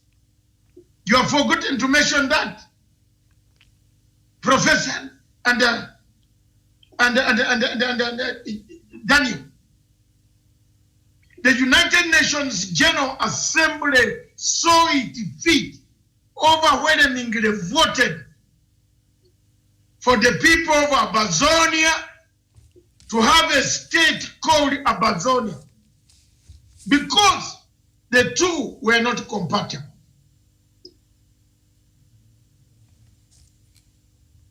The government in Yaoundé, using assimilation policy, French assimilation policy. As you are aware, the only country in the world, a colonial master, that wanted to assimilate Africans, to make Africans look like a French, to make Africans eat frogs, to allow them to speak, you know, bonjour, baguette, French, assimilated them into French, wear French coats, suits, you know, do the Patrice Lumumba road, we call it a road. What is this called? Wesonga, you know, a line in the head. That's what the French wanted some sections of the African people to look like.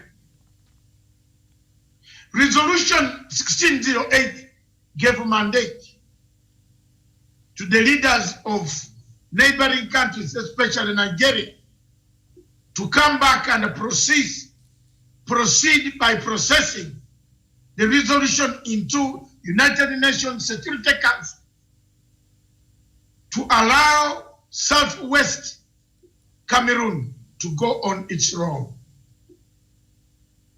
Traitors and the traitors came into power in Nigeria.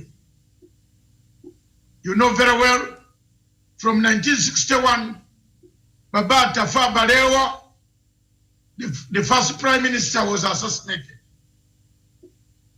Aronzi came to power. Power kept on changing in the 70s. It changed Abacha, changed Obasanjo. And you know very well, the Obasanjo works with the French. All these people were working with Total Oil. The interests of Total Oil in Cameroon. You're asking a question, why can't the United Nations take a decision? How can the United Nations take a decision when one superpower that has armed Mr. Paul Biya can veto the decision? Paul Biya is in power because France exists. He will be buried in France. He will go and enjoy the money that he has been collecting and sending to Paris. He will leave his people empty as he found them. So, why is the ICC not going in, Professor Onyali? ICC cannot go in. ICC is France.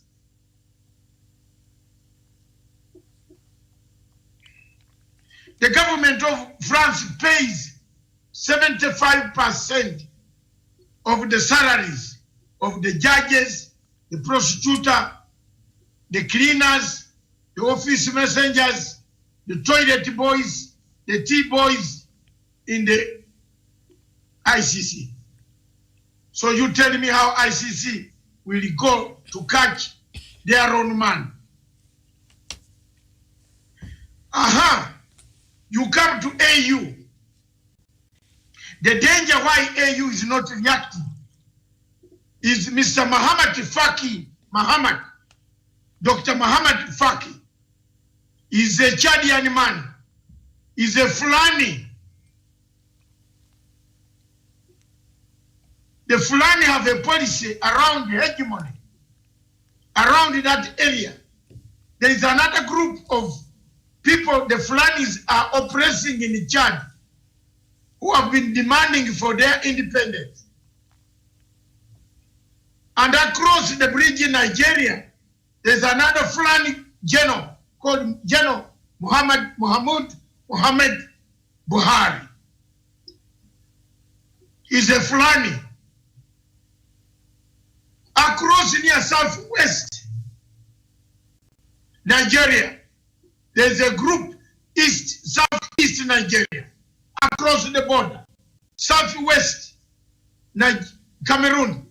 There's a group that wants independence called Igbo, the Igbo of Biafra. The geopolitical situation, therefore, my students listening to this, is that none of them can be bold enough to take a resolution from the 1608, move it to draft form in the United Nations Security Council. So we made a mistake and gave power to Mr. Muhammad Faki, who is a Fulani from Chad, a friend of Paul Robia. So he cannot make any move. He cannot call African Union. He hasn't called African Union to discuss Cameroon. Insurgents, whether you call them separatists, soldiers, what about the soldiers? You see, one of the things that annoys me is the reporting now turning on separatists. Because France has paid all media houses worldwide to say separatists are the ones killing. No. What about the soldiers? The French soldiers who are killing the French Yaoundé, Paul Robia's mercenaries in uniform, who have strangulated politically, economically, socially, the people of Amazonia. 4 years ago, it started with money, internet cut off. No money transfer into Amazonia. It has grown into defilement, rape, torture, murder. There are women who have been in the forests since 2016. They have been raped and raped and raped. The French soldiers have been, French Yaoundé, have been raping men, sleeping with men, infecting men with HIV/AIDS. This is a crime against humanity that we cannot sit here and say, oh, no. Time has come for us to call upon the people. The American, yes. Hello? Yes, hello? Can you hear me? Yes, how are you?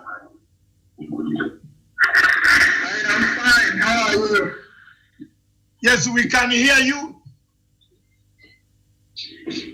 Hello. Hello, yes, we hear you properly.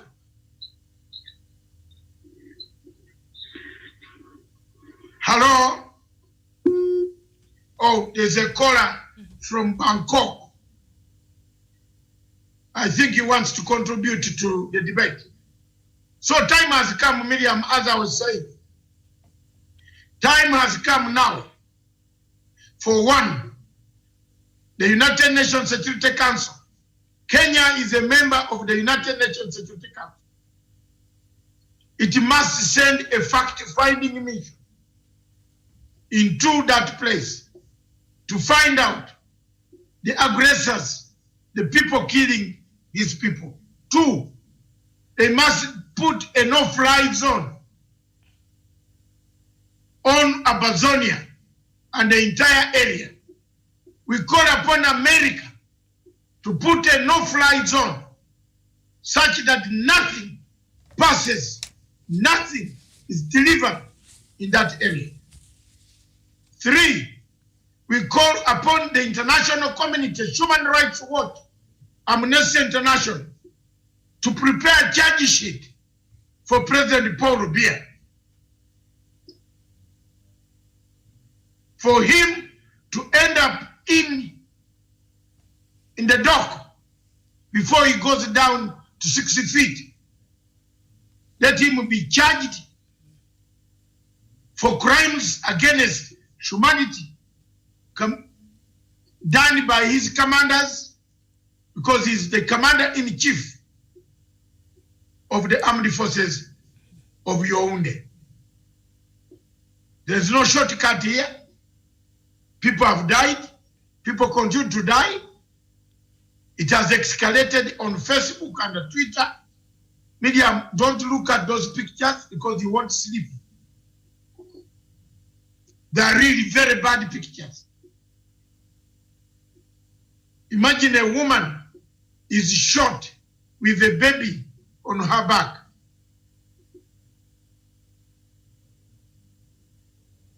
That's it. Separate a girl. The woman catches the girl, the daughter taking them to slaughterhouse.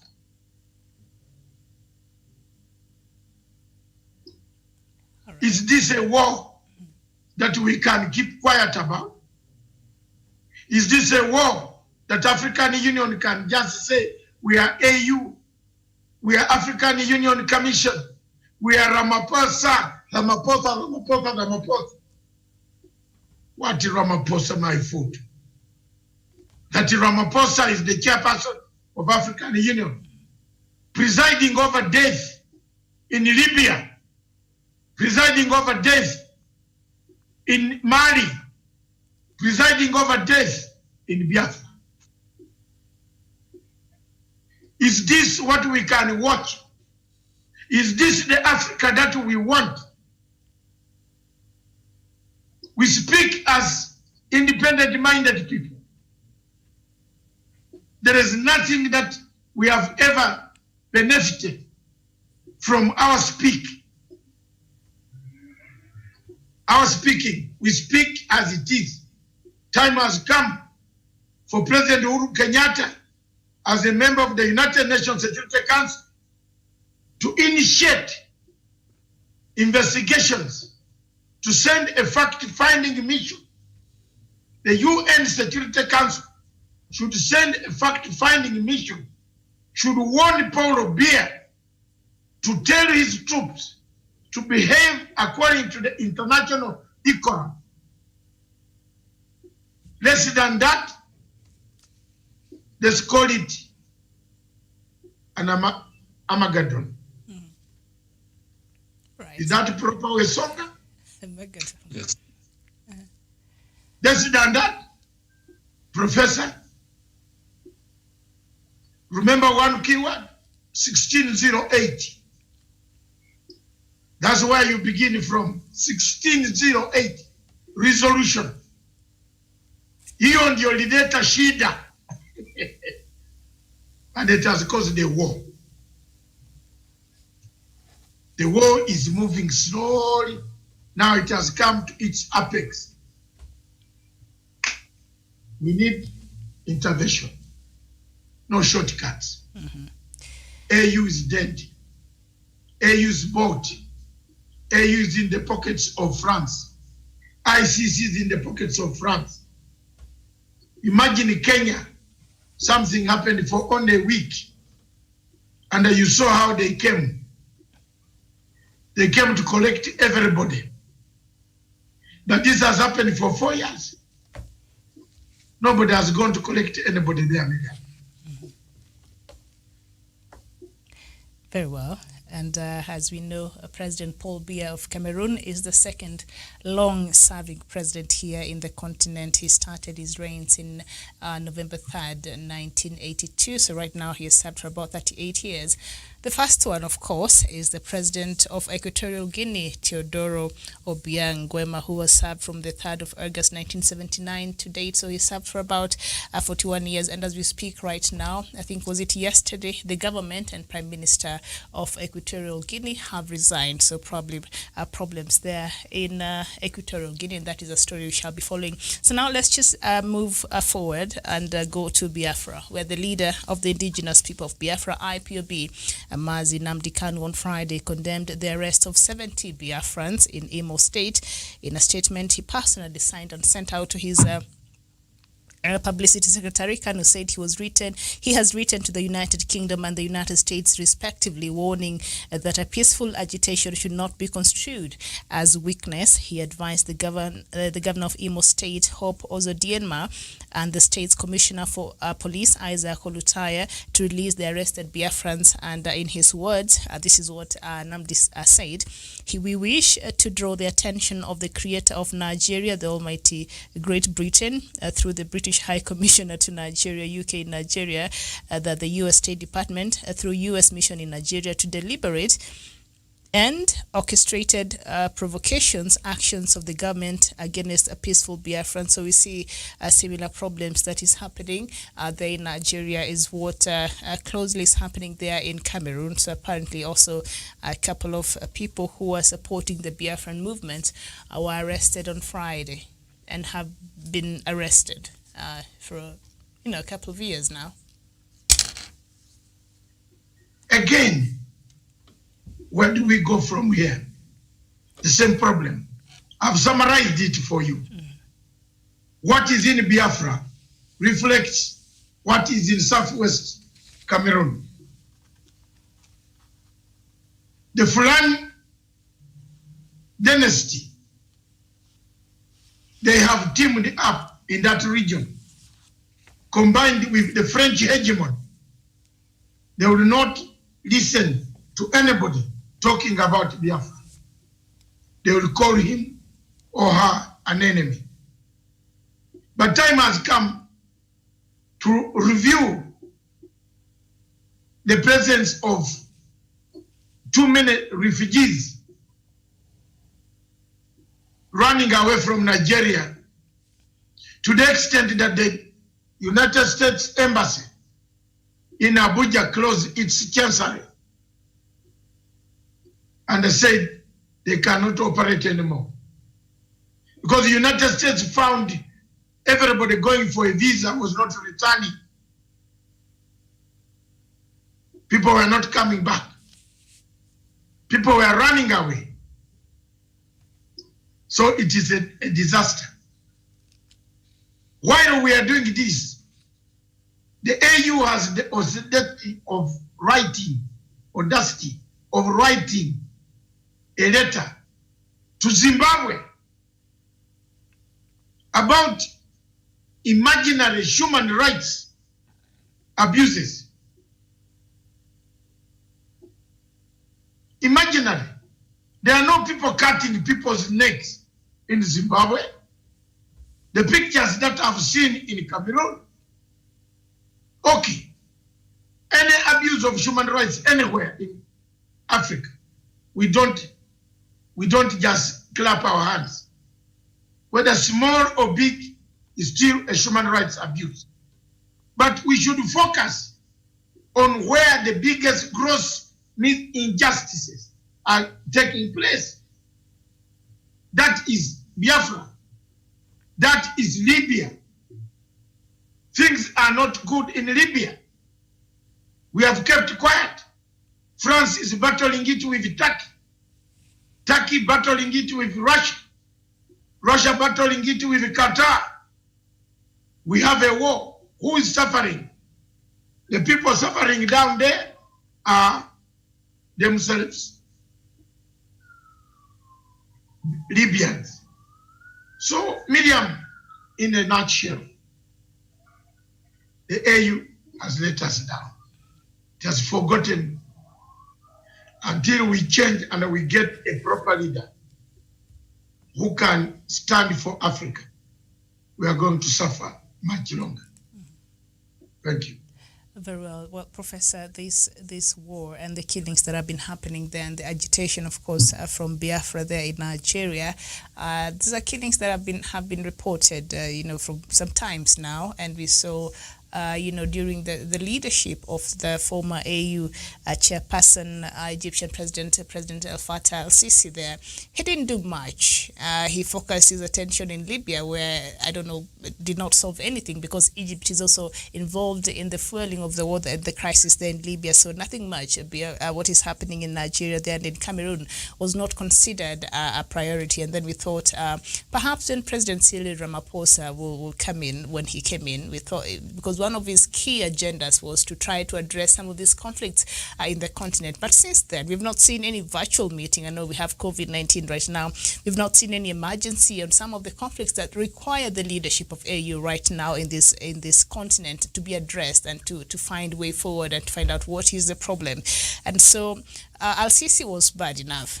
And President Cyril Ramaphosa, who is almost halfway, his leadership as the AU chairperson has not done much. We can blame it on COVID-19, but still, he needs to be speaking about some of these things. Has it continued failing us, and will it continue failing us? And is there a day where we'll find a body that will actually represent Africa as it should? Miriam, Africa Union is having a chronic disease, a chronic illness, the disease of poor leadership. Ramaphosa used to be a comrade, was a great unionist. But how he came to turn to be a capitalist, I don't understand. And believe me, Miriam, capitalists, conservatives will never change any side. Dr. Masanga has built the case very clearly that there are unsolved conflicts, matters in the continent of Africa, which has to do with self-determination. We have got Western Sahara, we have got the Southwest Cameroon, we have the case of Biafra.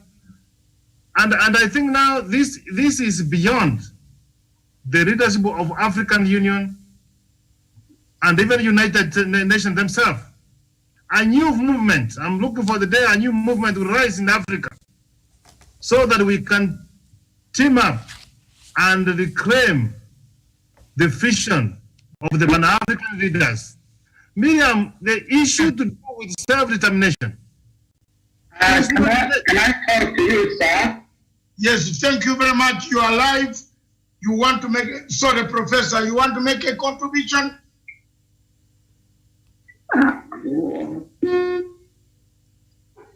Oh, this person has been trying to call. Let's pray that he will get an opportunity to speak what he has. He seems to be want to contribute. So what I'm trying to say, Miriam, issues to do with self-determination is very key, that the people should be given the opportunity to decide which side they want to be. Do they want to be part of that bigger integration, or they want to go their own? And in fact, as you look at where we are having conflicts like Cameroon, even Nigeria, surely the only way to end these conflicts is to allow those people go their own way. That's what I have to say, Miriam. And we should know that as we speak now, the leadership in the continent of Africa, starting from Faki, those are the puppets of France. Their master, and the fear we have now, even if we push this agenda to the floor of the United Nations Security Council, France will veto because he has got personal interest. So I'm looking for us to have a movement to start to liberate this continent once and for all. All right, thank you there. So, Daniel, when Nnamdi Kanu, who is the leader of the indigenous people of Biafra there, that organization that is fighting towards finding a sovereign state of Biafra, when during the statement that he personally signed and that was released by his public secretary there, part of it said, he warned that a peaceful agitation should not be construed as a weakness. Those words have a lot of weight there, I think, for anybody or for any government. That is something that should worry, President Buhari, because they've been trying to protest peacefully. They've been trying to agitate for their whatever they want peacefully, but it has been met with a lot of force. Yeah, thank you very much. You wanted to contribute to the debate? So I would like to talk to you after the program. Oh, okay, fine. You want to talk to me? All right. Regarding yes, after the program. You are from Malaysia? Yes, I'm living in Malaysia. I'm from Biafra. Okay, thank you very much. You don't want to speak about Biafra right now? We want Biafra. So I'm one of the IPOB members in Malaysia. Oh, thank you very much. Thank you very much. And we have done our contribution, and we thought you wanted to make a contribution live on our national TV. Okay, I can make a contribution. Yes. You people are helping us. We would like you people to be able to help us in the media so the world can know about Biafra, because we are suffering all over the world because of the suppress from the Nigerian government. So we would like to have our independence and be free. Okay, thank you very much. We have done that for the last 4 years. Helping. All right, so you're doing a great job. I really thank you for your work. Thank you. May God bless you. Thank you very much. I will call you after the show. Okay, thank you, sir. Bye. All right. Thank you so much. One of our viewers there from is a Biafran from. You have heard, Miriam. They want their independence. Yes. Why should you stop them? Yes. So now my question to Daniel was: these words that Nnamdi Kanu said, because they've been trying to protest peacefully and to agitate for whatever they want very peacefully, but that has been met with a lot of force from the Nigerian government. And now in this letter, he's warning Nigerian government that a peaceful agitation should not be construed as a weakness, meaning that if you continue treating us the way you're treating us and meeting us with this amount of force that you're having towards us, and then we might decide to go and pick up arms or something like that. So this problem and this agitation that is going on in Nigeria, there should be some urgency of addressing these issues. Otherwise, Daniel, is the more the government of Nigeria delays dealing with the matters, Biafra, are they fomenting more problems, and it will get to a level where it will be out of hand for the Nigerian government? Yes, thank you, Miriam. And this issue of Biafra is similar to the issue of Amazonia, where people are marginalized by their own government. They are being persecuted by their own government. And amongst the people, there is a talk of self-determination, where they want to gain their own independence so that they can be able to govern themselves and get rid of these persecution that has been long going by previous regimes and the current regimes as well. And Miriam, just to give this a perspective, when Nelson Mandela and his comrades, Walter Sisulu, Oliver Tambo, were fighting against the apartheid regime in South Africa, they started on a very diplomatic way. They were talking a peaceful way to be able to end this minority rule in South Africa. But it came a point where Nelson Mandela had to approach the ANC leadership. He approached Chief Aluduli and told him that perhaps right now we have been very peaceful with these people, but from their end, we've always been met with a lot of violence. And it is high time now we explored ways of having the military wing of ANC. And that is when they came up with the Mhondo Asizwe. And before that, Nelson Mandela had received a lot of repulsion, raising that point of order in the ANC previous meetings. But when it came a time where he was given a go-ahead, and everyone actually told him, now, this is your own idea, go with it, but don't involve us. And that is when Nelson Mandela had to go to Morocco. He had to go to Ethiopia and be able to learn some military skills, and he came back and imparted those skills to the military wing of the ANC. And that is what engineered the independence of South Africa. So even in the Bible, when you look, when Jesus went to the temple, and he found that the temple has been turned into a den of thieves where money changers were indulging in every retrogressive activity in the temple, he was very annoyed and he had to use force in order to restore sanity. So the same thing happens in leadership. When you see that a front that you've taken as a leadership, a front of dialogue, a front of peace is not working for you, perhaps there is always those admonitions of going back and exploring other ways, including using force and using war to gain your freedom. And that is where Kissinger said that when diplomacy fails, then war begins. So perhaps the people of Biafra are feeling that perhaps it's a very long time the government of the federal government of Nigeria has taken their meekness for a weakness.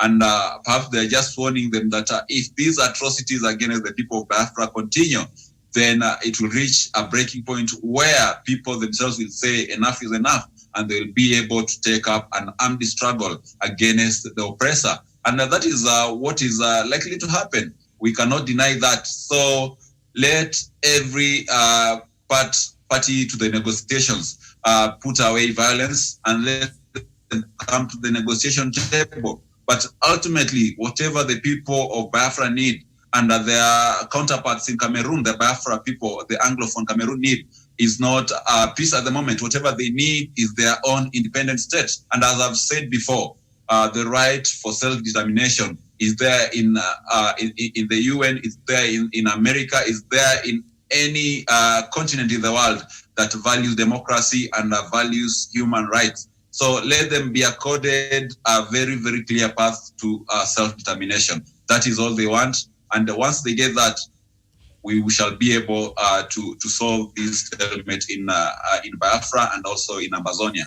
All right, thank you so much. And for the interest of time, I'll have us just move to the next country very quickly, and we shall make a stop at Mali, where an opposition coalition known as the June 5th Movement, led by prominent cleric Mahmoud Dicko, is calling for the resignation of President Ibrahim Boubacar Keïta in the wake of the country's April parliamentary elections. Now, the protest was spurred by a constitutional court decision to overturn some of the election results, with the opposition, which opposition says unfairly helped members of Keïta party remain in office. Now, the Economic Community of West African States, that is ECOWAS, a regional bloc, is attempting to mediate. It called for the formation of a unity government, the resignation of lawmakers whose elections were called into question, and new elections.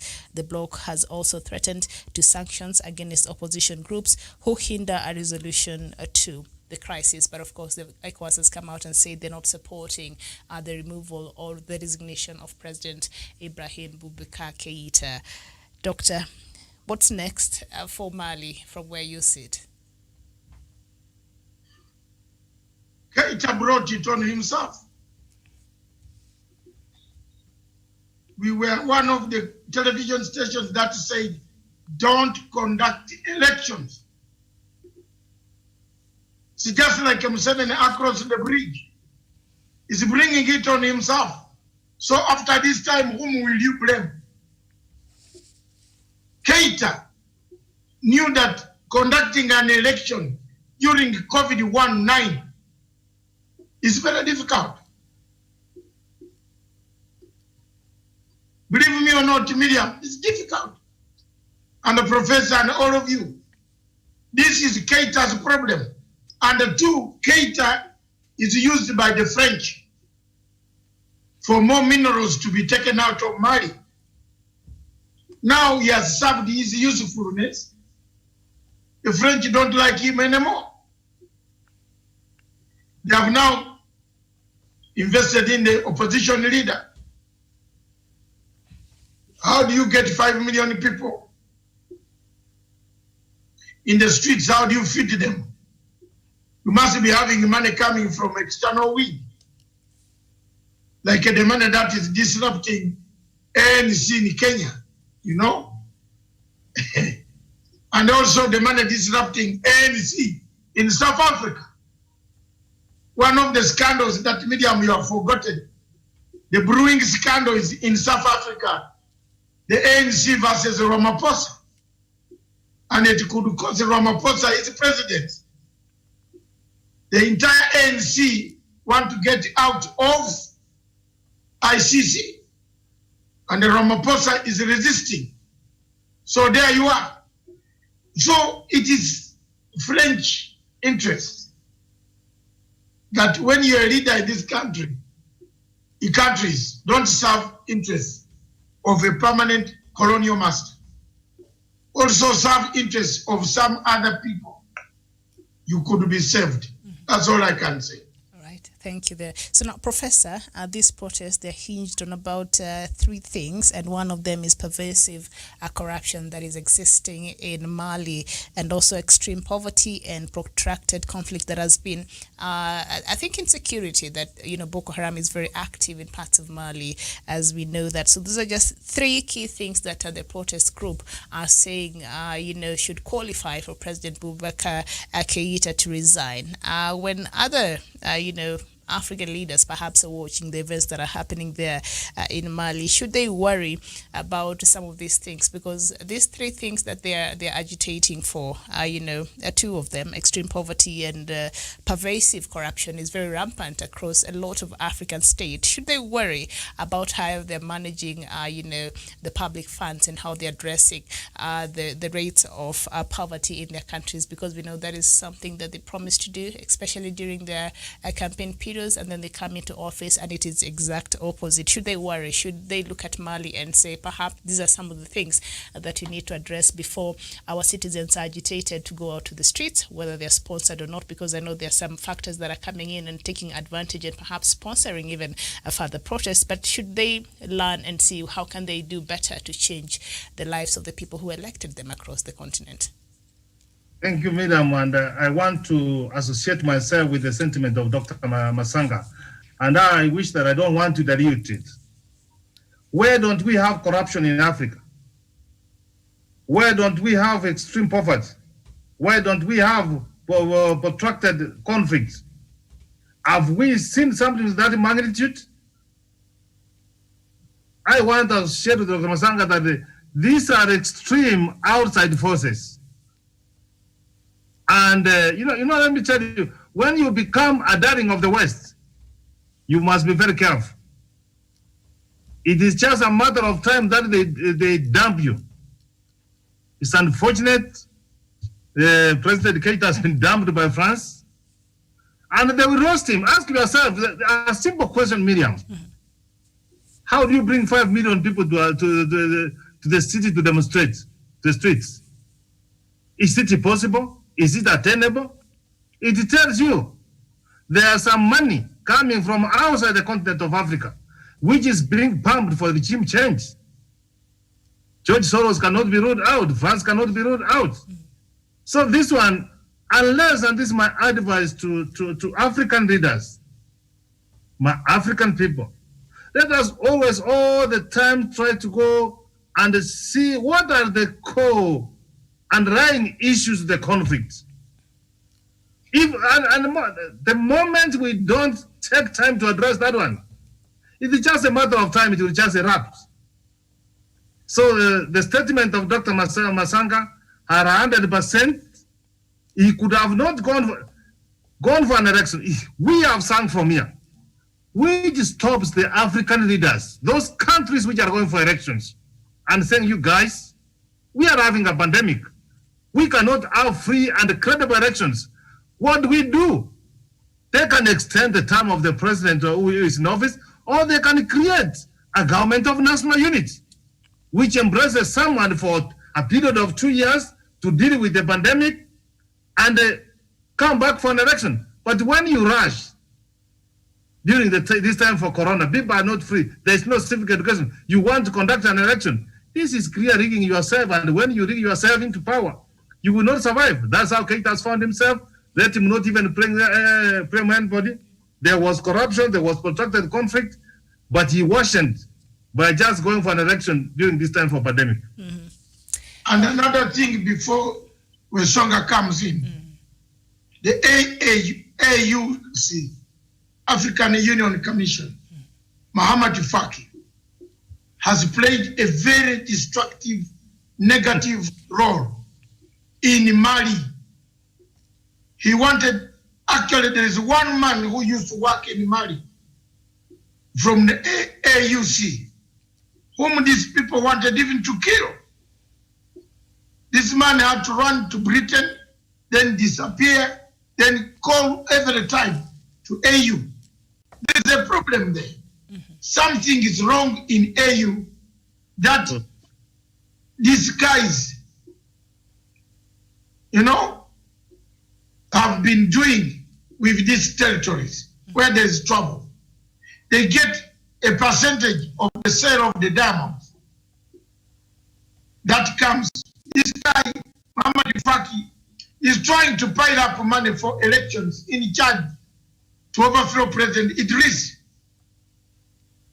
So it is sad, and I am so shocked that after Mugabe, there's no other leader in AU who can talk about these problems that we are having in people. Mozambique, President Uhuru Kenyatta, all of them are not querying these people. They are not querying the IAUC. During Monica Juma's reign, everything died about AU. It died. All right. I swear it died. And I hope President Uhuru Kenyatta will pick from here and understand everything died. Mm-hmm. You could not hear anything about what is happening in AU. Things died because she said she's the only one who knows anything to be in Addis Ababa. Him and the husband. Things have, let me tell you, things have been so bad in the AU. Very dirty things have taken place.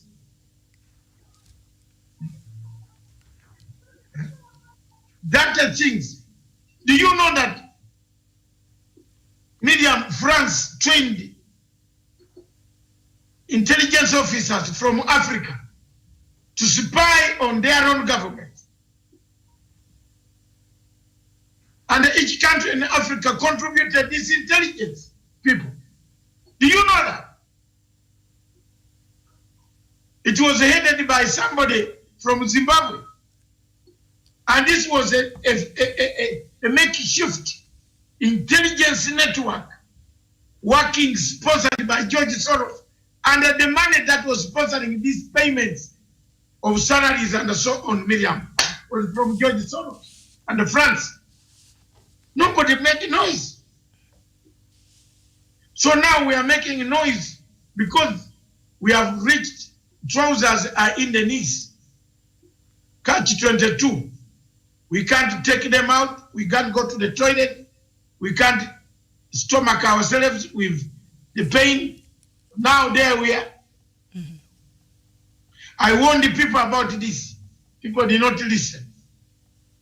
But there you are now.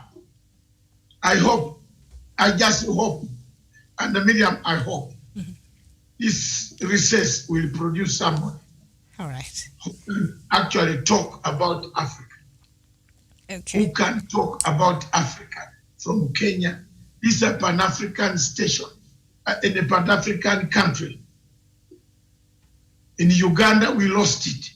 Our foreign minister cannot even speak because the FBI are waiting for you. So we have nowhere. FBI on the other side in America are waiting to grab him. In fact, our foreign minister doesn't even travel. The only country that our foreign minister can travel is here. Can come to Kenya or can go to Tanzania. But if he goes to countries that are liberal, like South Africa, he might not come. He might not come. His accomplice is serving 7 years in jail. He has actually served now 2 to 3 years. So you look at that, Miriam. We are done. Okay, so Daniel, Mali's recent turmoil began with a 2012 coup carried out by soldiers opposed to what they saw as a weak response to a growing separatist insurgency by the Tuareg rebels in the country's north. And now the insurgents were armed with weapons flowing from nearby Libya following the country's 2011 civil coup and war. And that was compounded by the botched elections there that happened, the bad elections there that happened earlier in the year there in Mali. And during those elections, opposition leader was kidnapped by Boko Haram. And then just, I think 2 months or 3 months ago, the president came out and said, you know what, he's been in contact with the opposition leader where he's been kidnapped and he's doing very well. And President Ibn Boubacar was expressing that he'd want to go on a round table and have talks with Boko Haram or this extremist group in that country. And I remember while during one of our shows here, we were wondering, how is it now that you want to normalize having talks with terrorists? Will we not encourage these other terrorist groups in Africa to continue, because they know if they met enough violence in a country, then the government will cave in and allow them to the table. So owing to all this information and what is happening there in Mali, Doctor started there by saying that President Boubacar Keïta brought this upon himself. Would you say the same? I agree strongly with Dr. Matsanga and Professor Jared Onyari in their sentiments. Keïta brought all these upon himself. Why? Because before the elections, he came on board telling people that he could talk to the terrorists so that they could release the opposition leader. So this only paints him as a person who has been working in cohorts with the terrorists to fire up the activities in the region. And really that has a very, very bad implication on his image as a head of state. Number two, we are on record on this television station warning President Keïta and the people of Mali not to go into elections during the COVID pandemic period, because right now it's anywhere in the world, it's a very, very delicate situation because people are already feeling the implication of COVID-19. The economic times are not good with the people among the masses. Many people have lost their jobs. Many people really are struggling with a low income. Many have become unemployed, and that is a very, very good fodder for stirring up an insurgency in any country, a rebellion, and that is what is happening in Mali. And to add to that, the elections that happened earlier this year were not free, credible, and fair. So perhaps it brings a very big bucket of problems that are in that country, and it will need a very Herculean feat to be able to solve such kind of a problem. So, to me, I agree with Dr. Matsanga, I agree with Professor Jared Onyari that these are problems that was brewed by Keïta himself. And perhaps this is something that is going to ultimately cost him his leadership. He will have to resign so that we do have another leadership in Mali. So let him lie on his bed of thorns that he created. So perhaps that is my perspective on that. All right, thank you. And I know time is far gone, but we can quickly end with Mozambique, where armed attacks by extremist militant groups in Mozambique's oil-rich Cabo Delgado province have increased this year, sending a wave of panic through a neighboring country. So there is a letter that was written by ISIS, which at times have taken responsibility for the violence that has been happening there in Mozambique.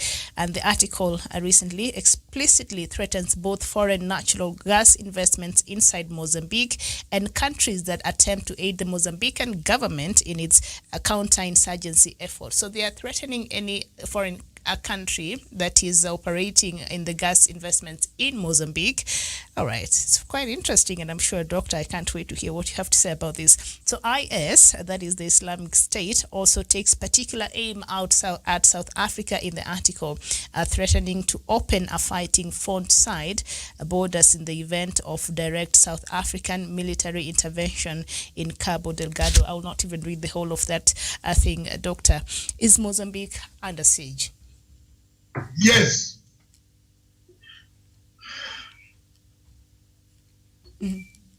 5 years ago, again I'm on history, on record,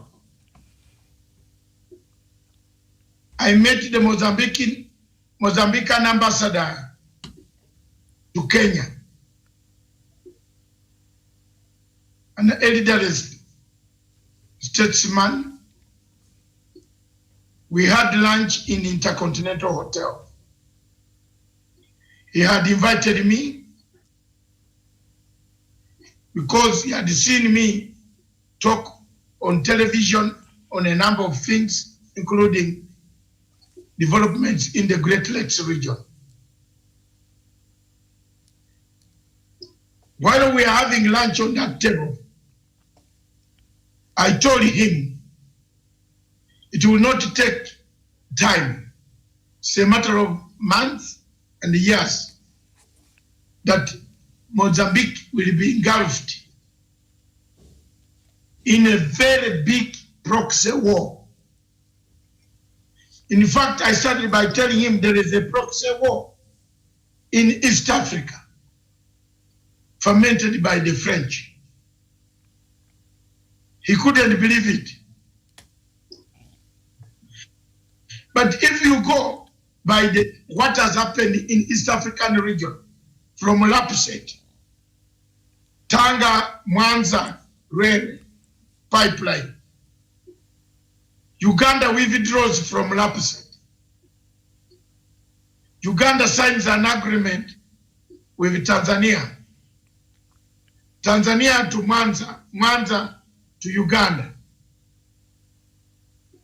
Then Tanzania signs an agreement with France to build a railway and a road to nowhere,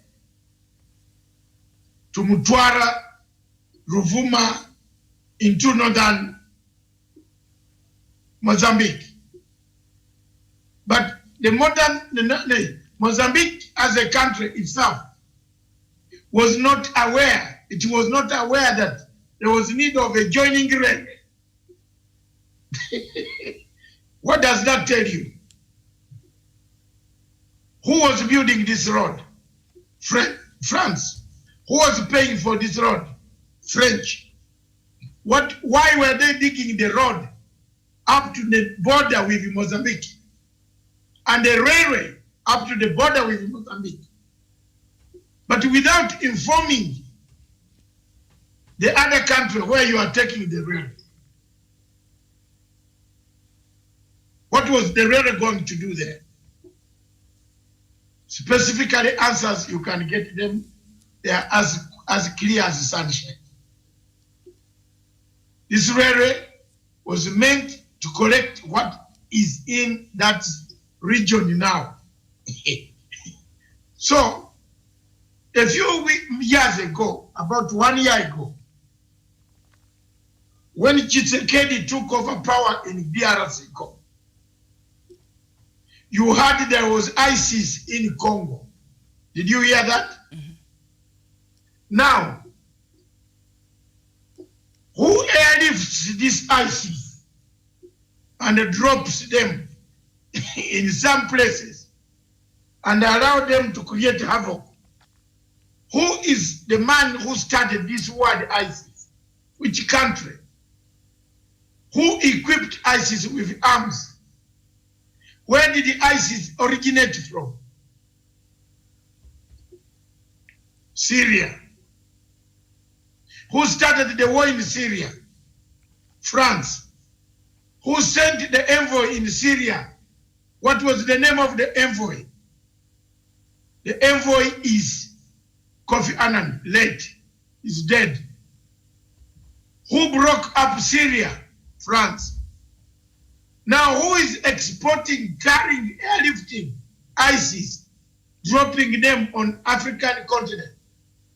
The answer is as clear as sunshine. Who is behind the wells, the hot springs that are in that Cape what is called what? Cape Elvacado? Cabo Delgado. Yes. Who is interested in the oil springs, the hot springs of Lamu, the gas springs, the gas in exploration in Lamu? The country is very clear like a sunset. That country is Qatar. Who is Qatar on international scene? It's a pariah state that is dealing in Somalia, that is dealing in Mozambique, that is dealing everywhere in Libya, that is dealing everywhere, Mali.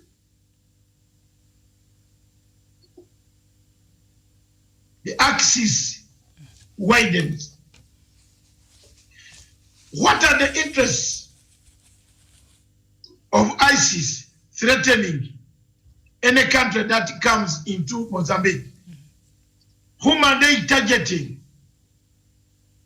They are targeting a country called Zimbabwe. Because it is only Zimbabwe that has defeated every Western hemisphere to change a government. It will not surprise you that Zimbabwe will soon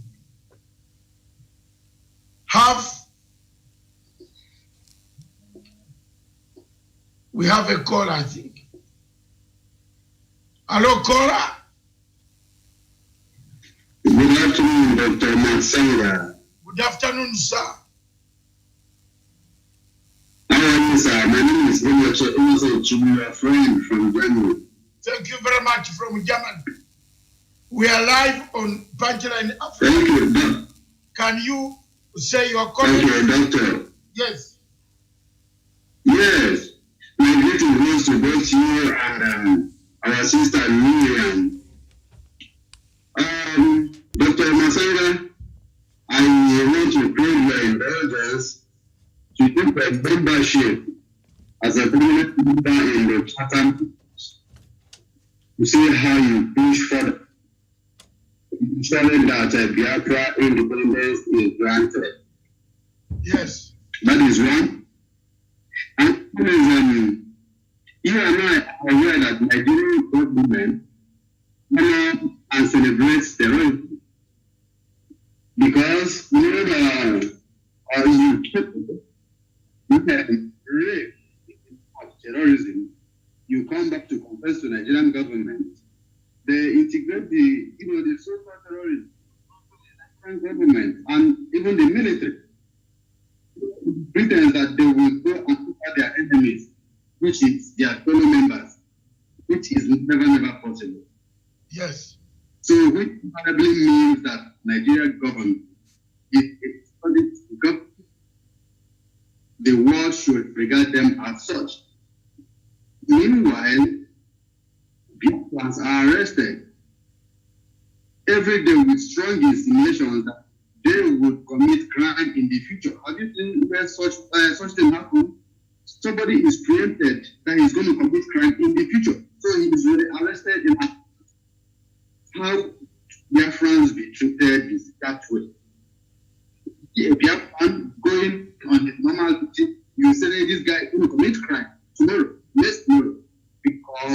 he is a Biafran. Is that good? That is not good, my brother. Let me also remind us that some people, why I'm saying this very one now is that some people believe that Nnamdi is too calm. A man you know and you have been get out, that it is too calm to their life because there are young men whose blood are hot, who very calm around. They believe that Nnamdi is too calm. Give a good ahead so that they will start doing something. But Nnamdi has been stopping them. Biafra, OB, indigenous people of Biafra, presently, as I speak to you, over 5 million members worldwide. That nobody is mentioning where and where they are. As I speak to you, over 5 million people registered, men, women, young men, women, registered in the IPOB. Mind you that Biafrans are over 17 million people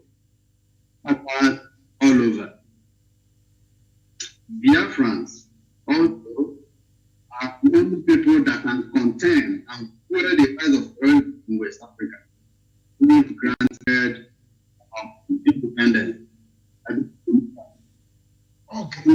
The part of West Africa lies in the hands of Fulani. And these Fulani are people who Biafra knows very well. Just like when you go to Israel, people that surround Israel is only Israel and not the enemy who is not an enemy. In the same way, Biafra, Igbo, they travel far wide. They are scattered all over the world. They know who is an enemy, they know who is not an enemy. They know who is Fulani and who is not Fulani. And Fulani are the people troubling the entire Nigeria, not just Biafrans alone. Okay. So I thank you so very much for the jobs you people are doing and I'm not come across. I thank you for what you are doing in Sonia, everywhere. Thank you. You people shoulders and guns never come back. Okay. Thank you very much. Thank you very much, our viewers. We want to come to the end of the show. And probably Miriam will end it up for us. The viewer was simply saying, the world knows that Buhari is killing people, but nobody is taking action against him. So the world is silent on Biafra. People are dying, but nobody is taking action. That's what the viewer was saying. Mm-hmm. So Miriam, yes. In a nutshell, we have been let down by AU. Mm-hmm. And that is all I can conclude on. All right. Thank you, Professor and Daniel. Just shortly, on this Mozambique matter, we see this extremist group is even threatening South Africa, where we have now the chair of AU right now. And they're saying any foreign country that is operating in Mozambique, it is a target, so they want them to leave. And any other country that will even try to help Mozambique to try to defeat the insurgency there, this ISIS is saying it will go there and it will counterattack any threat upon them from outside. What does this say about perhaps the founders of this organization, the network it has? Because this level of confidence, it must be coming from somewhere. Prof. Miriam, that is a very good question. And I always tell you that Africa is under siege. People are after our resources, our mineral resources. And when you see just a group like ISIS making that kind of pronouncement, you should start to worry. Dr. Masanga has rightly put it, you can't walk to Africa by foot. So it means there's someone who's bringing them to Africa. And that is basically, those people are not happy with Africa. They want resources from Africa. They have rooted Africa in the past. They are continuing to do so. So the sooner the progressive leaders in Africa, and Dr. Masanga said that the Africa Union is, I can as well as say it is dead. When you cannot be able to articulate and move on with your objective and aims, then it means you are not there. So I want to say that ISIS, there's someone who's behind it. And the sooner the African leaders, African people, we realize this, the independence of Africa countries was not brought by our leaders, it was brought by the people. People started agitating for what was good for the continent of Africa. And basically what we are trying to do here, Miriam, we are on the right track. The fact that we cannot be able, we are educating people. You have seen the number of the viewers who have rang us today and have spoken. We are on the right track that we should be able to tell to Africa that Africa is under siege. People are after our mineral resources. And for Africa, for heaven's sake, let African people unite. Because if we stand united, even these people will find it so difficult to penetrate. You have heard what these people you do is assimilation or divide and rule. How I pray that we should not be able to find ourselves moving in that direction. Otherwise, when you hear that kind of pronouncement that you leave this country, then it means you are scaring people and you are not after interesting those people. Those people have come perhaps in Africa, foreign nationals, they have come to do investments, but there are some people who are not happy. Particularly the coming of the Chinese to Africa is a threat to most Western countries. So this kind of anarchy and confusion is which is being perpetuated in the continent of Africa, Mozambique being one of them. So basically it is our natural resources which is killing us, Miriam. Right, thank you so much. And it's quite interesting because the Cabo Delgado is the oil-rich region there, natural gas region there in Mozambique, that province. Daniel, as we conclude, the level of audacity and courage ISIS has there in Mozambique, even to threaten other countries not to come into Mozambique to try to help the Mozambican government. They've even taken charge of the Cabo Delgado province. Right now, Sharia law is in place, and they are actually purporting, because now they are the ones who are ruling and they're the ones who are in charge of that area, and they're helping the residents there speak against the government and the human rights abuses. That is how they started, and now they are implementing their own Sharia law. These groups that sometimes oppose the governments needs to pay attention before they become other things. But the level of audacity and confidence being exerted here by the ISIS there in Mozambique, surely. Yes, Miriam. Yeah, yes, it has to be hinged somewhere. Yes, thank you, Miriam. And what I have to tell our viewers is that they have to be on the watch out. The second scramble of Africa is happening. And just like the former colonial masters used Christianity, the subtlety of the Bible, to get into Africa, and later on the explorers came and the colonialists themselves, the white settlers came. Today, other world powers are using terrorism. They are using violence amongst Africans to get their entry into our soil and be able to take away our resources. And perhaps that is now a point of concern. And whatever is happening in Mozambique is just a manifestation that is whatever is happening in Africa, in West Africa, whatever is happening in Central Africa, in Congo, in Cameroon, and other parts of African continent.